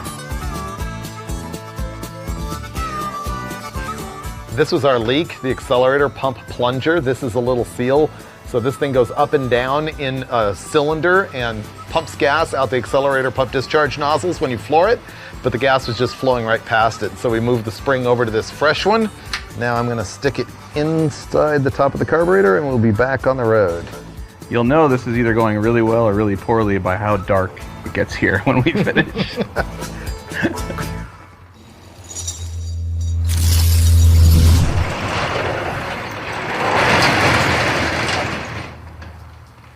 Last night we rebuilt this thing in the hotel lobby or outdoor lobby. And I'm hoping we put it back together the right way because I haven't touched a quadrijet in a long time.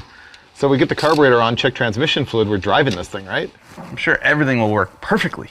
Then we're going to the Evel Knievel launch ramp. It's gonna be cool. We're in Twin Falls, Idaho or nearby, which is where in 1974, Evel Knievel tried to jump the Snake River on the Sky Cycle and we got permission to go out to the launch ramp. Will there be snakes? I don't think so. I think the river snakes through the valley. Ah, okay. All right, we can do that then. I'm cool. I don't like snakes. Let's see if it leaks. Our motel balcony rebuild. Fuel's filling up the filter. No carb leak yet.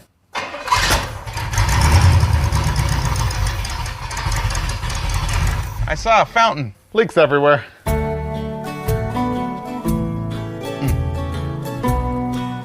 Didn't see that coming. Looks like we failed at our carburetor fix. It's leaking out of the exact same place. Finally, the moment I've been waiting for, wheels and tires, which means we're almost on the road. So what I got here is your standard American Racing Torque Thrust D. I got a 235 60-15 up front on a 15x7, and out back we got 15x8s for the 275 60-15. Boom, it's gonna work. Yes, finally something went right. We just bought a brand new carburetor. The problem is the flange is different on this than it was on the quadrijet that was on there. Fortunately, there was a guy who came by the yard and was looking, asking us what we were doing, and he came up with an adapter, which is what we need to prevent a vacuum leak, to put the Edelbrock on top of this manifold. And I think we're gonna be able to do that by just sandwiching it all together, right? Now, if we've got hardware. We are so close. So very close. Last thing here, hooking up the throttle cable, which no longer reaches thanks to our new carburetor. So, zip ties to the rescue. Look at that.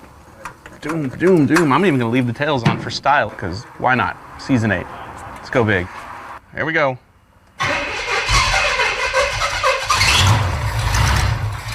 Yay!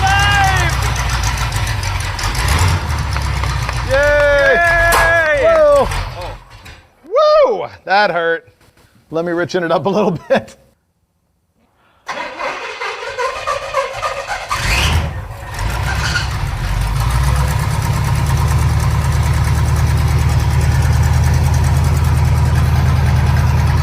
fine. Are you on it? Okay. Woohoo! Sounds good.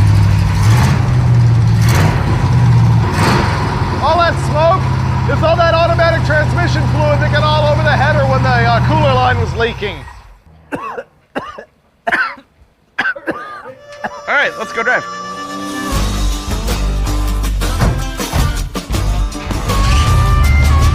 Hurry before the smoke comes. Yeah. Oh, jeez. Brakes are spongy, but work. Oh, dude, it's working. Go before something bad happens. It's driving. Dude, we just got a car running that was in the junkyard for a long time. It's smoking a little. That'll get better, just like it did with the Galaxy. It sounds like a motorhome with a little bit of camshaft in it. Oh, the steering is pretty sketch. Let me try brakes. Ready?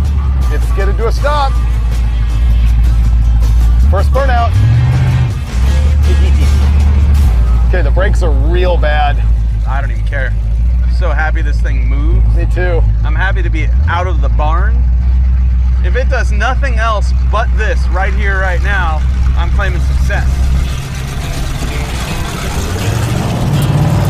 Oh yeah. It does not have power. Dragging the header mufflers. I think the Pontiac's ready for the big time. Let's hit the highway as soon as I open this fence. The T-37's actually pretty good so far. Engine runs solid, the smoke has stopped a little bit. The suspension is soft like a marshmallow. And the brakes are terrible. But we're hitting the road. Alrighty, ready for attacking the spores? How about you go slow and steady like the tortoise? Keep the dust down.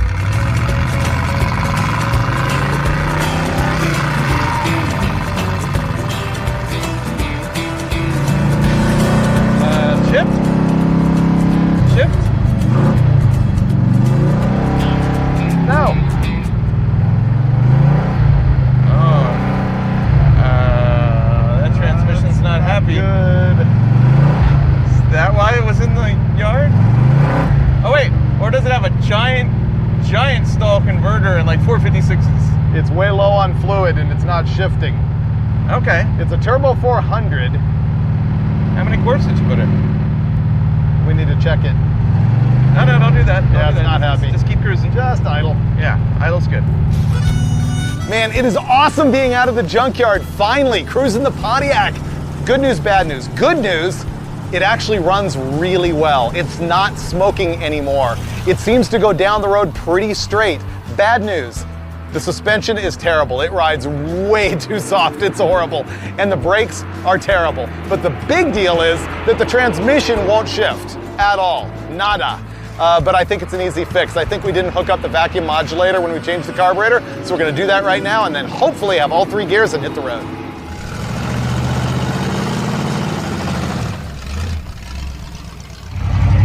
First.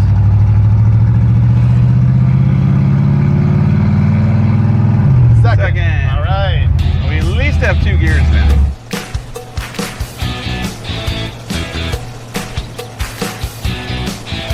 Oh no. Oh. It's not going good. Oh man. We've had worse. This is disgusting.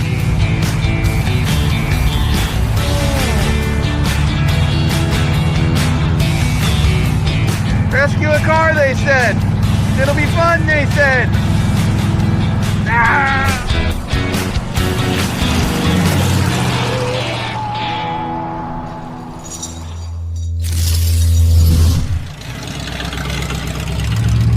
This car is our best junkyard rescue yet. So much success in one automobile. It's so much more serviceable. You know why? This ain't a Ford. Is that why? That's our problem. 2 Fords in a row. Both sucked. Aha. Galaxy, disgusting.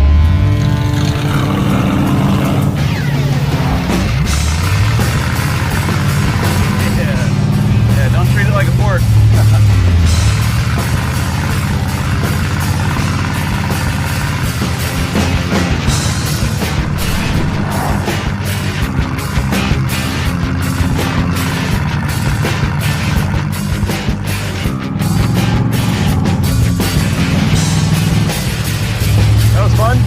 Obligatory off-roading of passenger cars. Check. Off-road muscle cars. Secrets of a happy life.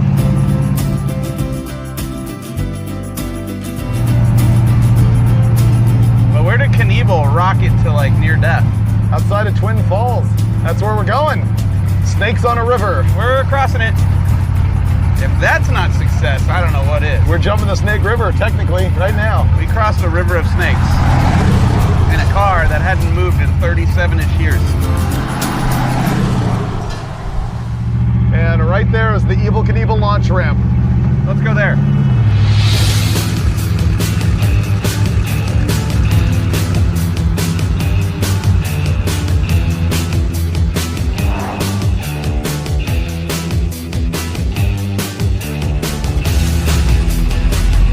So here we go, Evel Knievel launch ramp, huh?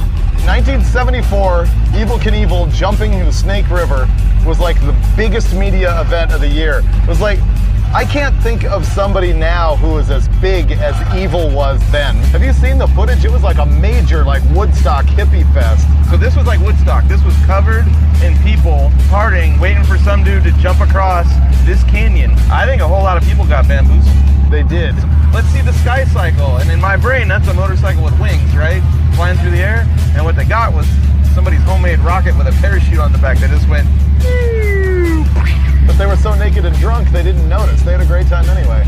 Can we get to the top of this? We're gonna try. Dude, go to the top. To the top. Eye of the tiger. Go. Oh, we can do this. Go to the top. Eye of the tiger. Go, go, go. Before somebody stops us. There's a bunch of people here. We're gonna make it, dude. We're totally gonna make it. Oh my God, that's a cliff. We're not gonna make it. Don't make us roll back down backwards. What if I guide you? I think let me, dude, they do this in four-wheeling, right? Spotters, let me spot you. Let me get my phone though in case you don't make it, okay? All right.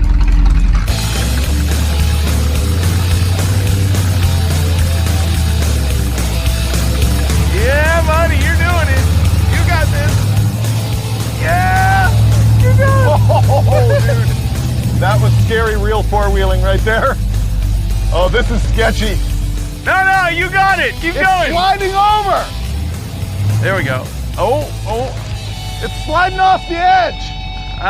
We're gonna get stuck here. You're right. I'm gonna goose it. Don't stand there. Yeah, you got a bunch of room over here. This is super sketchy, dude.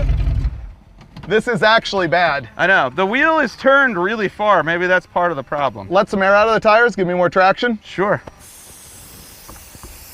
But don't make it so low it's gonna drag the ground. No. Check this out. I'm about to build you a bridge. Come on. There we go. Yeah, it's actually getting worse. Yeah, we probably need help. This is dumb.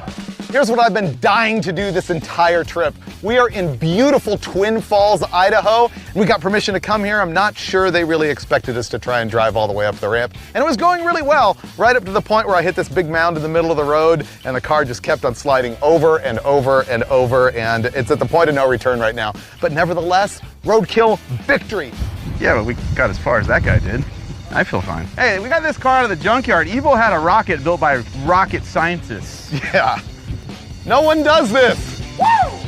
So you tell me, was this the best Roadkill junkyard rescue ever because the car survived the entire episode? Or was it the worst because the car survived the entire episode? Well, for me, I think the Pontiac is like really the best junkyard fresh vehicle that we've ever done. I've never really wanted a 71 Pontiac T-37, but for some reason, this is the 71 Pontiac T-37. And if we do more with it in the future, I guarantee you will see it on a future episode of Roadkill or Roadkill Garage. You know what Hemi stands for? What? Hardly ever makes it. I have not heard that one yet. Did your car invent that one, or? It feels that way sometimes. I bet it does. But only on days and the end and the letter Y. That is a good one. I'm surprised I have never heard that before.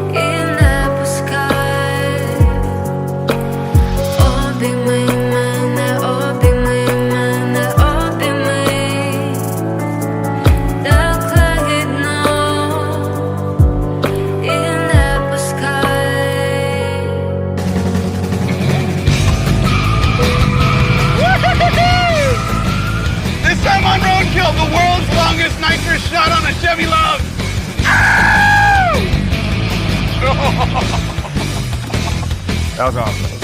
Nice work. All right, man. Nice work.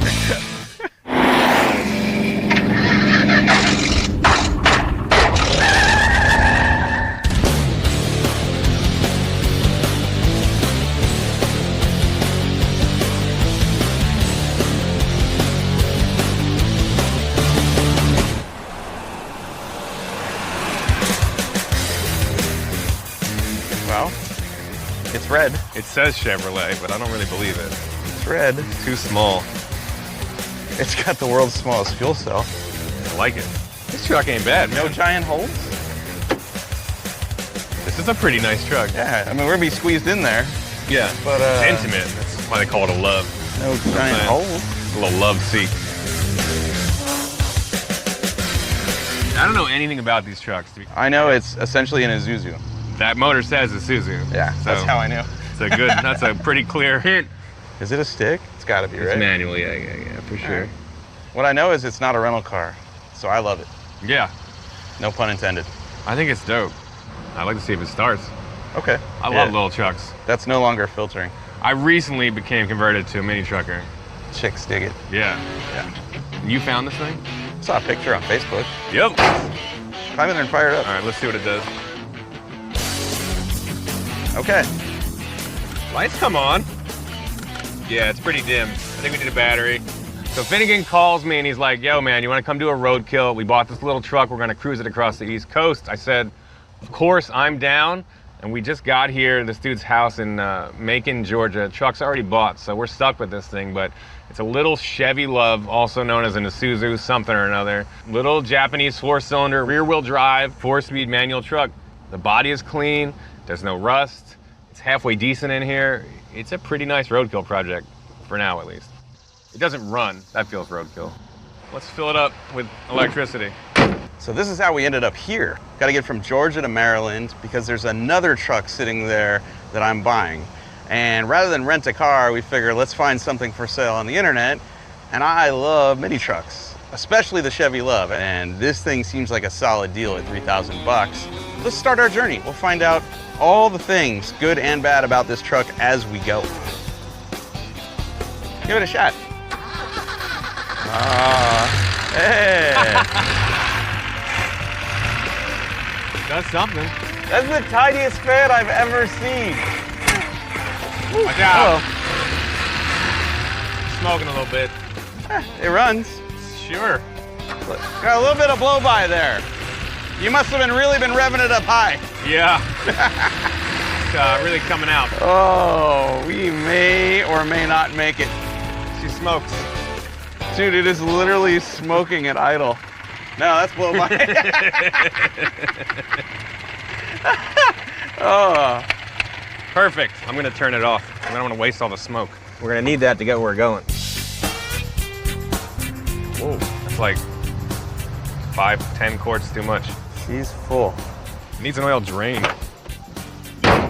Hopefully with less oil in it, it won't smoke as bad. We'll get there. This is going Here we well. go. All right. Oh, secondary's kicking in. It's like, it sounds louder and it goes slower when you hit the gas. It takes a while to warm up 15 quarts of motor oil. That's you know? true. That's true. The sea light is on. Charging, The alternator's not working. not doing anything. Oh. How far do we have to go in this thing? Maryland. It's only 800 miles. Perfect. But when we get to Maryland, Oop. we've got a new to us ramp truck waiting for us. That sounds dope. I like a ramp truck. All right. So the alternator doesn't do anything, I think, is my guess. Yeah, it's not alternating. It's plugging. I mean, there's just so much coming out. Yeah, there's fuel in this oil. Either that or it's zero weight. Yeah. I got 1540 to, do whatever that can do for us. Just gonna restore the engine real quick with some brake clean. So I threw in 4 quarts of Rotella 1540. I put that in any used and abused engine. Seems to work. And checking it, instead of being up here, looks like we are right at that second hole. It's perfect. Time to hit the road. Rusty, rusty fuel water. That's not what you want to see And it makes me wonder if the reason the oil level was so high was because the truck got rained on with the hood open and the motor might have been full of water as well. It didn't look like milkshake, but you never know, which is why we changed it. Done. Let's go.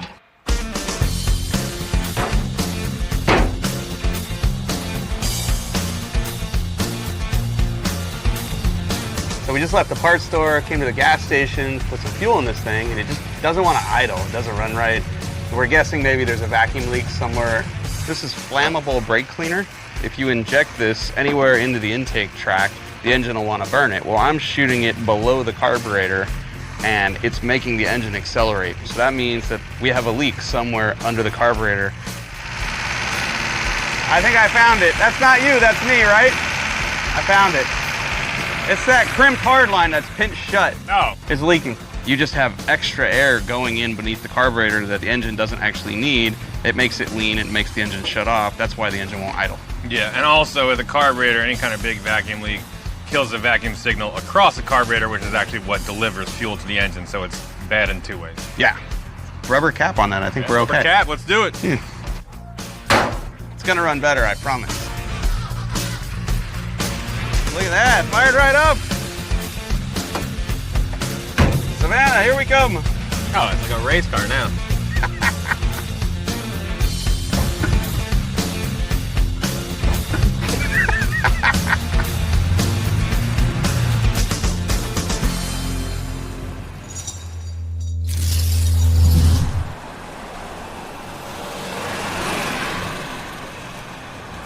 Hey, the oil light's, That's off. it's off. Charging light's on, though. That's ominous. Got some kind of shake going. On Roadkill, this is usually what happens right before the tire blows. Yeah. So I didn't talk to the guy on the phone. We were just messaging on Facebook Marketplace. I said, hey, does it need any work? I want to show up, jump in and daily drive the thing. Oh, yeah, you can daily this thing. Oh, of course. How much do you drive every day? 2 miles? 2 miles at 30 miles an hour, I think. Perfect. Yeah, you probably could.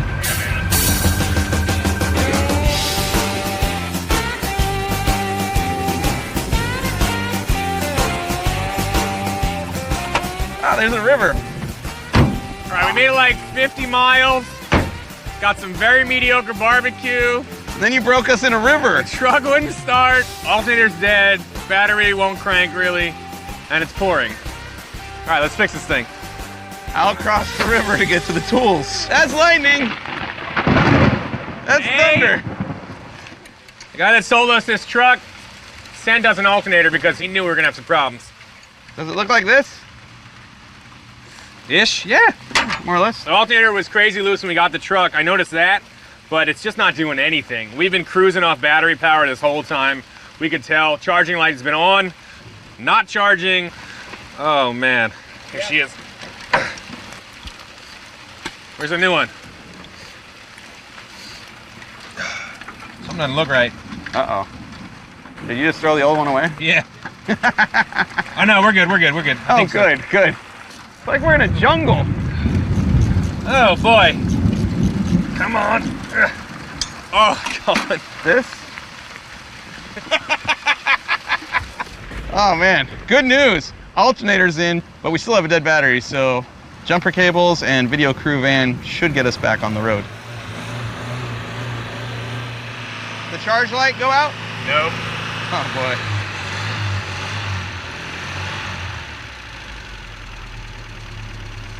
Yeah, it's idling. Well, new alternator's in. Not sure it's even working, but we have no way of actually checking that, so we're just gonna leave now and maybe find a laundromat with a drying machine because I don't have any other shoes. It's fixed. Maybe. The light's still on, but it's doing something. Or we charge the battery just enough to get us into this wooded area where we'll be stranded tomorrow. It has messed up gravel puddles. It has a shiny alternator on there now. It is shiny.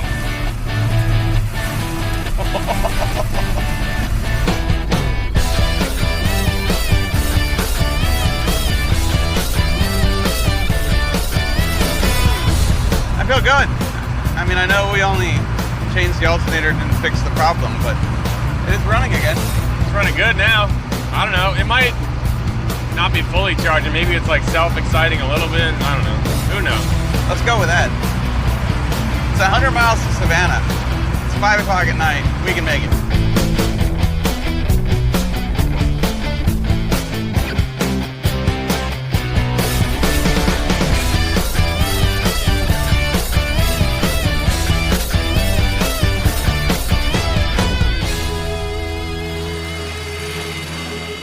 Made it. Ah, beautiful Savannah. Look at that bridge. It runs good. It ran good, and now it doesn't sound great. No, but I mean, dude, you rode it hard all day. We just hopped on the highway and went 65, 70 forever. 200 miles we put down, and we're in Savannah. I'm falling in love. Yeah. Let's go eat. Dope. Package deal. You're gonna make me push, aren't you? All right, give her hell. I'm in flip-flops. Give her hell. Oh, it worked. All right. Now let's go to dinner.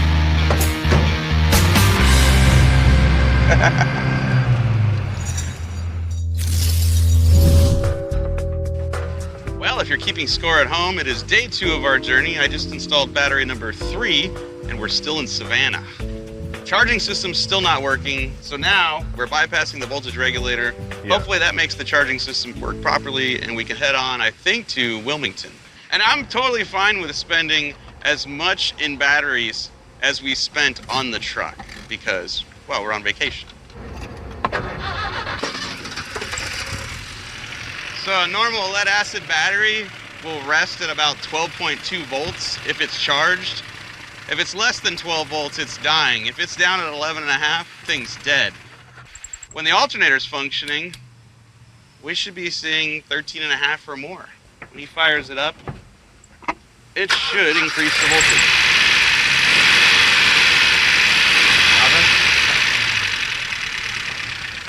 No dog. I'm gonna get rid of voltage regulator altogether. Okay. She's got a bit of blow-by. This is a voltage regulator. It's warm. Probably not working. What we're trying to do is we're just gonna hot wire around it, make sure the alternator is getting charged up and energized so that it will charge the car.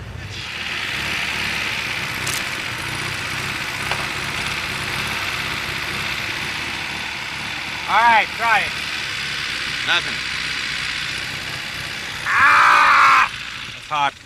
So that works about as good as the old one worked, which is not at all. So we can probably move on. We've got a spare battery. There's a beach named Myrtle, 200 miles from here. I think we can make it even without a charging system.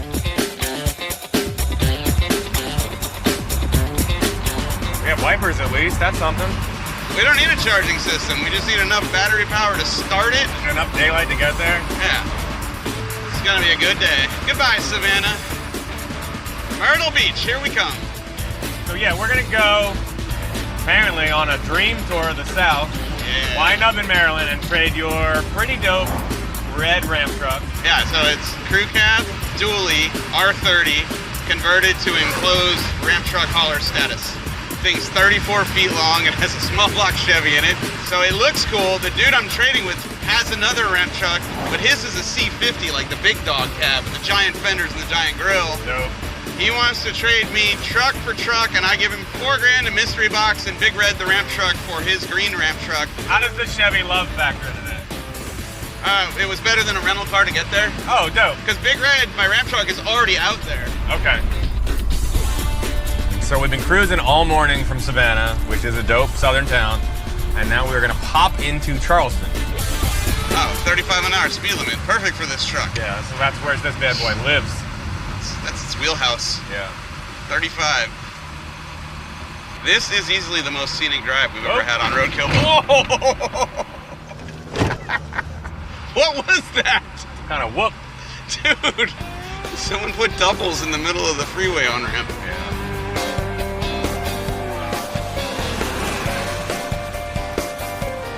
Dude, this is crazy how cool the architecture is. Like, look at that. It's beautiful. Wow. I wonder if this thing will do a burnout. Oh. There went the battery. You just put the weight in the back. That's where we need it. Keep the traction good. All right, let's break this truck. Let's go find a beach. Oh.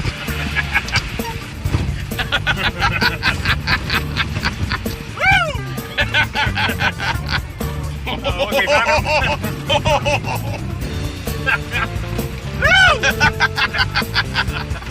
all right, I need to pave this one.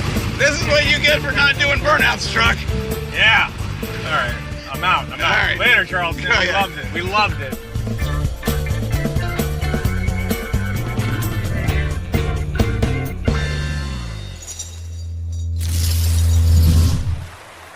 Day 4. Yeah. Right, it's a beautiful wet morning here in Myrtle Beach. We made it, but it's time to clear out of here. We've got more beaches to see. Virginia Beach is next. This thing won't charge. It shakes like crazy over 45. And We're not going on the highway, so it doesn't matter. and if you hit the brakes, it makes a hard left. But it's raining. Let's just get on the road. Deal with that. Boom. That's all she wrote. That was unimpressive. Oh, we found it. Okay, there it is. I'm not proud. I'm just keeping it positive.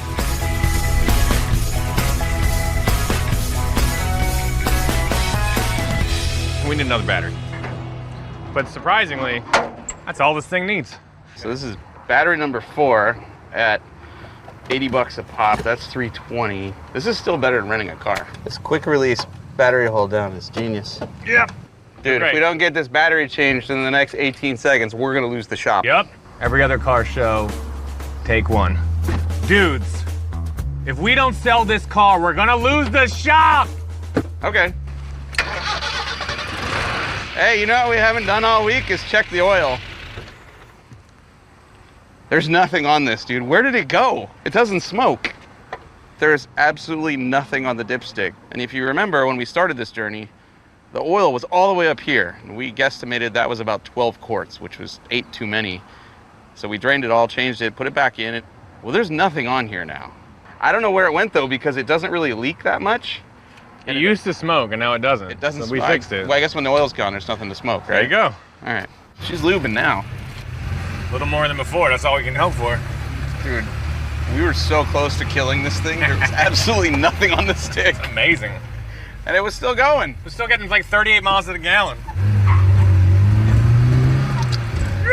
Yeah! Second gear. Boom. Third gear. We have 3 gears. If you shift it really fast, 4th gear, we're just showing off. it's So we're like 300 miles from Del Mar. yeah. BMW racing in the new ramp truck. So the guy's got a bunch of cars we can mess around with. Chuck's got 35 acres Dope. where people, apparently it's beautiful, people get married there. Chuck's got an exhaust shop, a hot rod Wait a minute, shop. wait a minute. We're not getting married. We're in a love. This is not what that is. Not that there's anything wrong with that. Of course. We're not taking the love to the farm We're to get both married. already married. Yeah, we've already handled that separately. Yeah. 110 miles to go to Virginia Beach.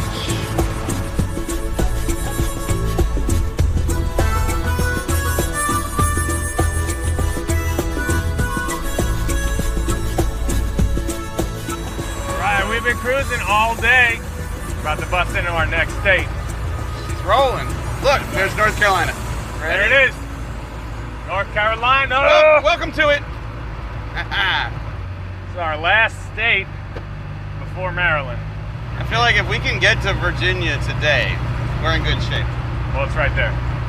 Oh, then we're in great shape. High five. You know, Virginia, it's for lovers. It is. In our love. What? Setting records. 2 states in 2 minutes. Dude, look at that big heart. Virginia.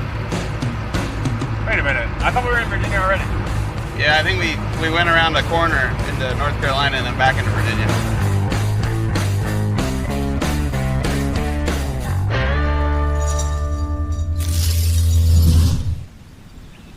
It's day 4. We're in Norfolk, just outside of the world's greatest auto parts store, one that sells timing lights, which we need because this thing runs like crap, and also nitrous oxide, because the truck won't do a burnout. It won't go fast. It won't do anything fun yet. And we're one day away from meeting up with a dude who's got a farm and a couple of BMWs that we get to race. And we thought, why can't we race this? Yeah, this thing has been boring me to tears, and it's time to step it up. Yeah, we're not buying batteries anymore. We're fixing our charging system. Yeah. We're fixing our lack of horsepower. And with any luck, we're doing burnouts by tomorrow. It's like new love is exciting at first, but it becomes stale pretty fast. You know what I'm saying? It's time to spice up this relationship. Now, we're yanking this forward flipping hood off so we have a little better access to it and you guys can see it a little easier. Oh, it's all for you guys. All the magic is about to happen. Take the carburetor off, clean that.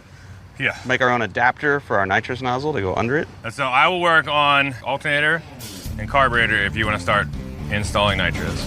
Deal. This is all our carburetor. I haven't loosened it yet. Oh, there's our vacuum leak. Yeah, I think so. We drove 3 days with a loose carburetor. Yeah, sure did. And it strangely kept getting worse. I don't know why. Well, it's a good thing we fix it before we put nitrous on the motor, because that can only help us.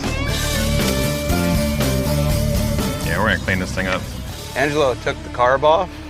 When you lift this gasket up, there's an adapter plate here that is 100% loose on the intake manifold. And no matter how much you richened up the idle mixture screws in that carburetor, it wouldn't matter because this thing was just huffing air all by itself, which is why it wouldn't idle, why it ran poorly, why it backfired.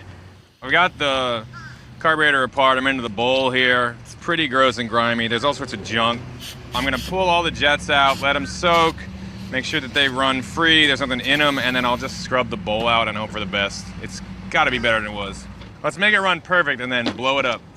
I'm gonna start at the back of the truck by mounting our 10-pound nitrous oxide tank. Normally you'd hide this.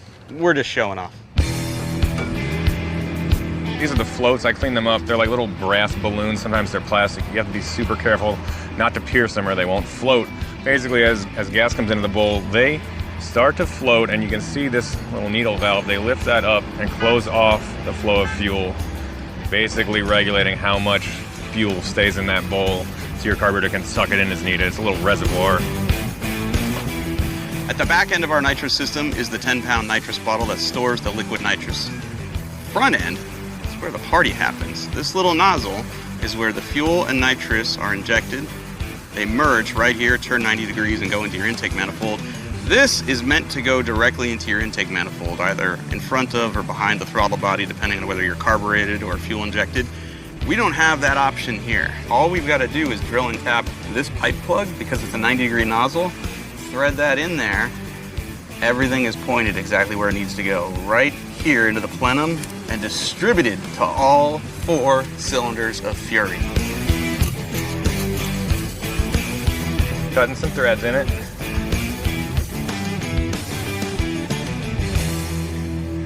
Well, the first time we drilled and installed our nitrous nozzle into this plug, it just didn't reach. It wasn't long enough to actually get to this main passageway to get into the intake manifold.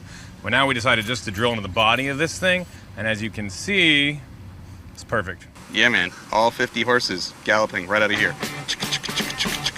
No! Nice job. Good tap. Hell yeah. Our new alternator didn't work. We found out we got a cut rate half-price special from somewhere. And no matter what we did, we couldn't get it to charge. Also, we can't find a voltage regulator for this thing anywhere on the East Coast. So I went out and I bought a Chevy one-wire. This is the new alternator. Wiring for dummies. It's got a voltage regulator internally installed. All I have to do is hook up to the battery. It's really a very similar mounting setup and size. This one mounting tab is super thick. It's the only real difference.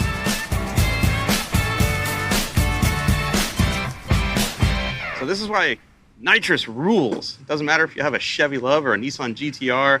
It is cost effective and you can install it on anything. You got a bottle in the back storing liquid nitrous under pressure. You've got 2 solenoid valves here up front controlling the flow, and you've got a nozzle. And all you got to do is feed that into the intake tract of any internal combustion engine, and as long as the ring gaps are right, the ignition timing's right, the fueling's right, the air's right, instant horsepower. Okay, she's gonna run good now.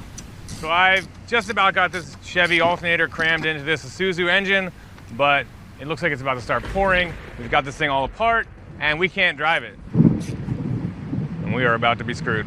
That didn't sound good. Yes, this is gonna be rough.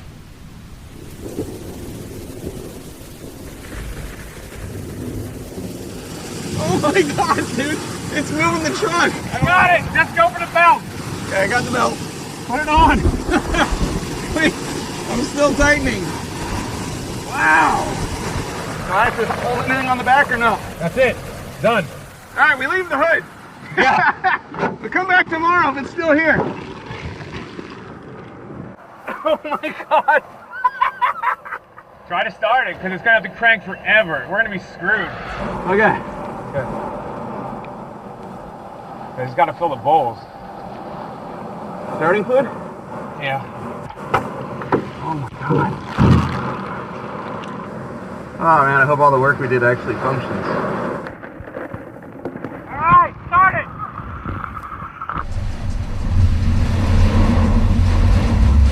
Yeah! Dude, it's alive! Dude, it's fixed! It's idling! Great. We did this. Oh yeah. That's the best it's ever run.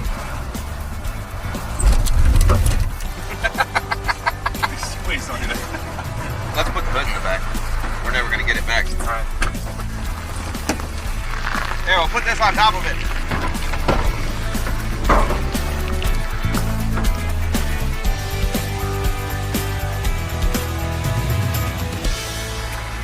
Oh, it just backfired the air cleaner off. It's ingesting water.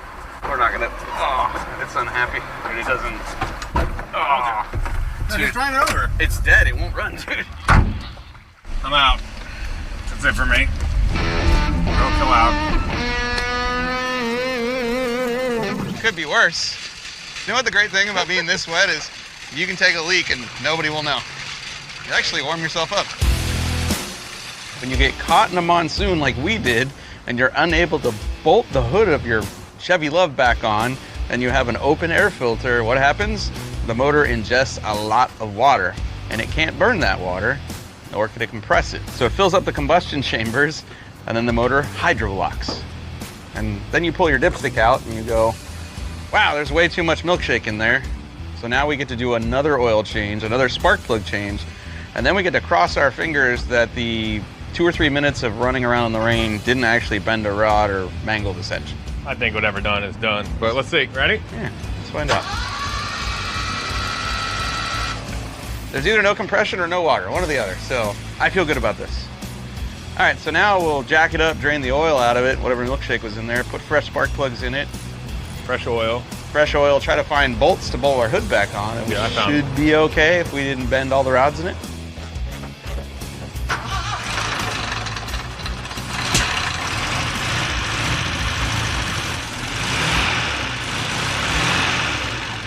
Turn the screws on the carb and I think we're okay. I'm gonna. Might have dodged a bullet on that one. Doesn't sound like we killed it.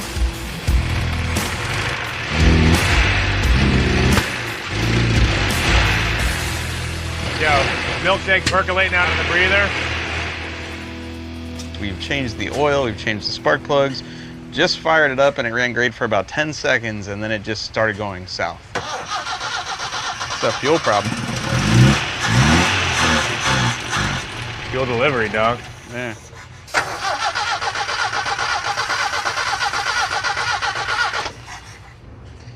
That looks like more water than gas to me, bro. So it looks like this is water and this is gas. Let's drain it out. It'll be fine. So we're recycling. Now the nitrous system we installed to make the truck go faster is what we're gonna use to pump out all the water from the fuel cell into this jug down here. It's working. I see fluid. That's a lot of water. It's not yellow at all. The fuel sits on top of the water, but our pickup for our fuel pump is at the bottom of the tank. So we've pumped out all the water and we're now getting the raw fuel. We can pretty much shut this off now. For the most part, our fuel cell is clean of all the rainwater. All right, homie. Slide it off.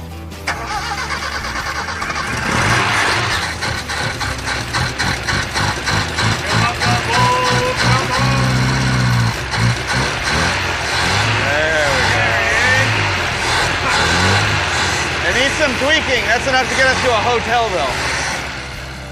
It's 8 o'clock, motor runs again. We got a long drive ahead of us tomorrow, and I don't think we're gonna do any bit of it tonight. Warm socks. Warm socks. Cold warm beer. Socks. Woohoo! It's alive! It's the best it's ever sounded. Yeah, for sure. Let's break it. Just kidding. Woo! Warm socks. Cold beer! Oh, yeah.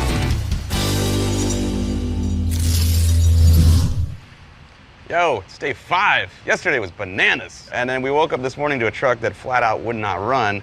Eventually got it running. Tony put some timing in it, cleaned the water out of the distributor cap that was in there. Important step. And now she's overheating, at least according to the gauge. So we're about to pull the radiator cap and find out, is it actually overheating? The problem is now it runs great. It doesn't stall. It doesn't have a flat spot.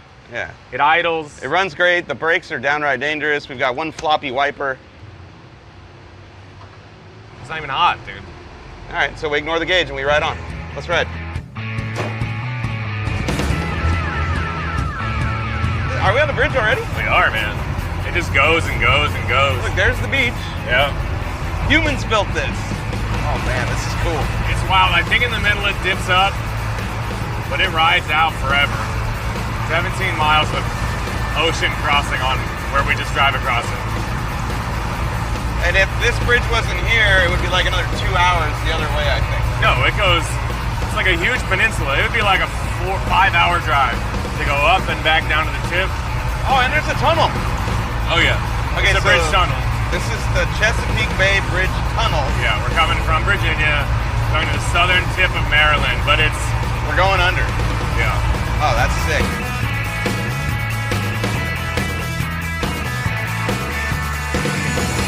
So we're driving along across this epic bridge, having the time of our lives, and the temp gauge is absolutely buried in the red. You can touch everything. It's really not that hot, but we did notice our fan belt is way too long, and it looks like it's slipping, and maybe that's our problem, so we tightened it as best we could. We're out of adjustment. We really need a shorter belt. Here's the thing though, it's running better than ever. Carburetor's working, it's pulling strong. We've given it less timing, more timing, and everything we do, it gets hotter and hotter and hotter. So I'm gonna yank out this thermostat housing to make sure that it's bleeding, or throw it in the garbage. And fill it back up with water and hit the road. Well, that's not it. It's pretty well open. We're gonna toss it though. Just pour that anywhere. Just trying to wash everything off a little bit. It's one way to cool it.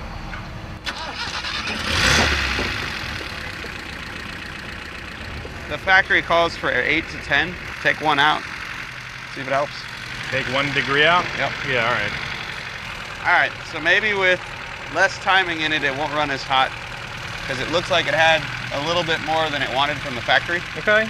Real close though for like I mean, eyeball. come on, man, that's close. This dude's talking about taking out 1 degree. Well, no, you took 3, but that's good. Yeah. We went from 11 to 8. Now we'll go drive it, see if it stays cooler.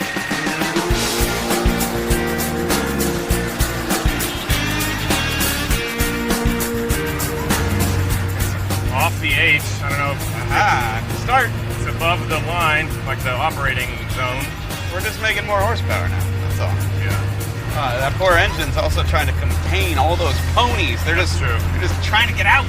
Man, there's mad wild ponies out here in Southern Maryland. Right? True.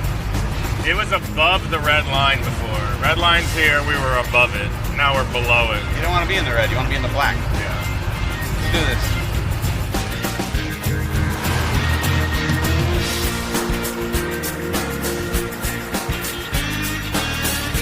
Elmar, Maryland. It's beautiful. I've not met this dude or seen this truck ever in person. This is it, there it is. There it is. Oh, there's the truck. Beautiful. Sick. Oh, don't crash into it already. We made it. We made it. We're done with this thing for a while. And look at this bad boy. You must be Charles. They call me Mac. Mac, good to meet you. Nice to meet you, Mike. How are you What's up, man? Nice This to meet you. is really, really nice. She's we call it the Rampage.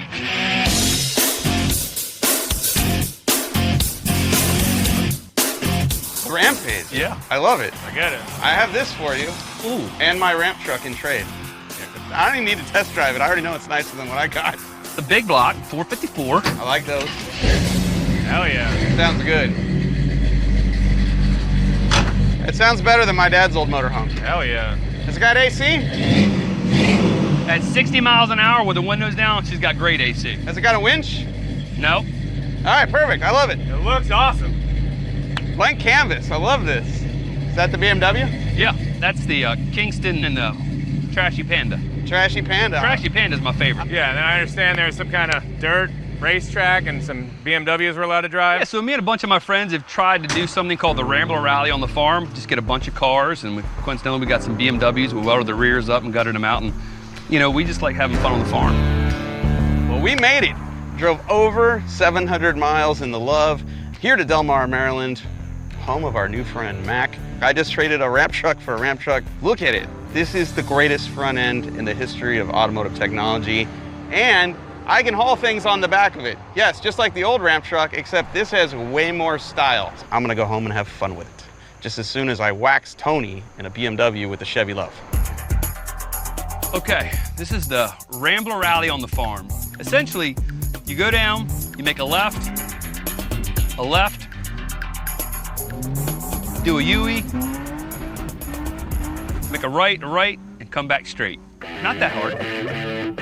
Beginning, a middle, and an end, right? You got it. Got it. All right, let's go. Let's do it. Rambler Rally on the farm. Let's do it. Hell yeah. Woo! I hope that's not the clutch. You spin it. No, it's not. That's gear one. That's gear one. That's four. There's third. That's. I'll put it back in two, probably. Oh, is that gonna take out the oil pan? No. This is great. Nice. Turn it. Hey, there's a forest there.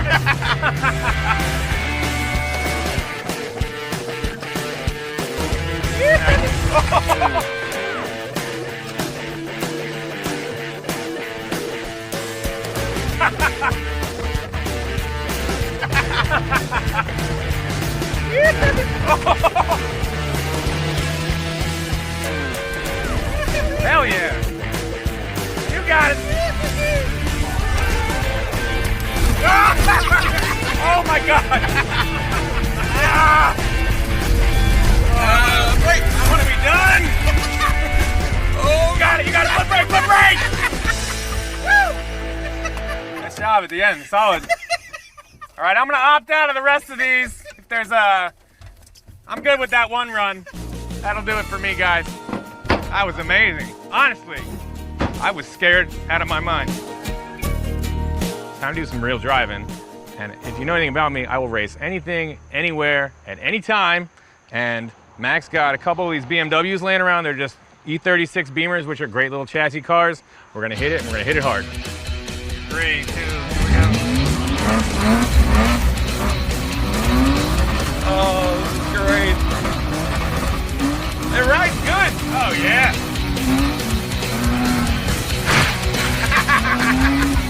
Not our car. Woo-hoo-hoo! Yeah-hoo-hoo!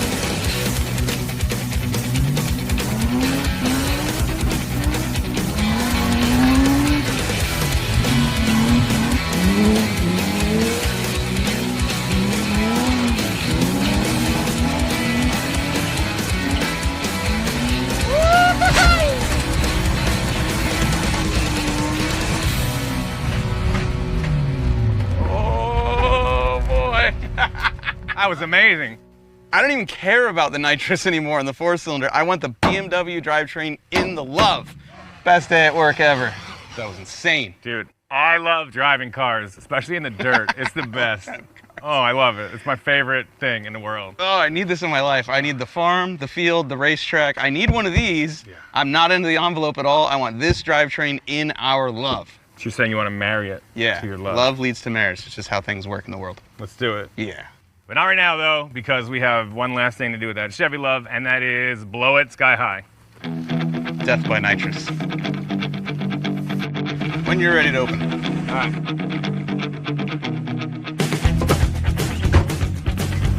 Bottle is open.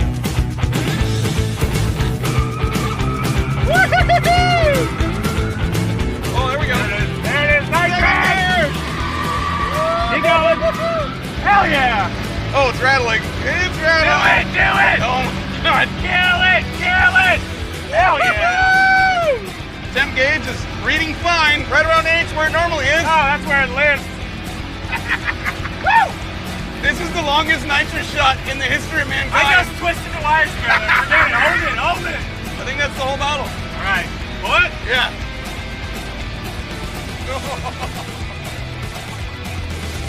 All right. It won't die, dude. It loves nitrous. This thing loves nitrous. It will not die. That was awesome. Oh Just my it loves nitrous. We should have done this forever ago. Oh, that's motor oil. Oh yeah. Nice work. All right, man. Nice work. It's an epic day. So Mike called me and said, let's take a road trip, and honestly, I was so pumped because I love these little Chevy Loves. That thing tore all the way off the eastern seaboard, refused to die, and we made it better and better, finally installing a bunch of nitrous. Yeah, we could have rented a car for this road trip, but why do that when you can have the adventure? Why not buy something used, buy something unique, road trip across the East Coast in a Chevy Love? We got caught in a monsoon. We raced BMWs on a farm. We had the time of our lives. This 6-cylinder BMW motor is awesome, and it's just what this Chevy Love needs. So I can't wait for what the future holds to take that thing, build it up, and make it even better.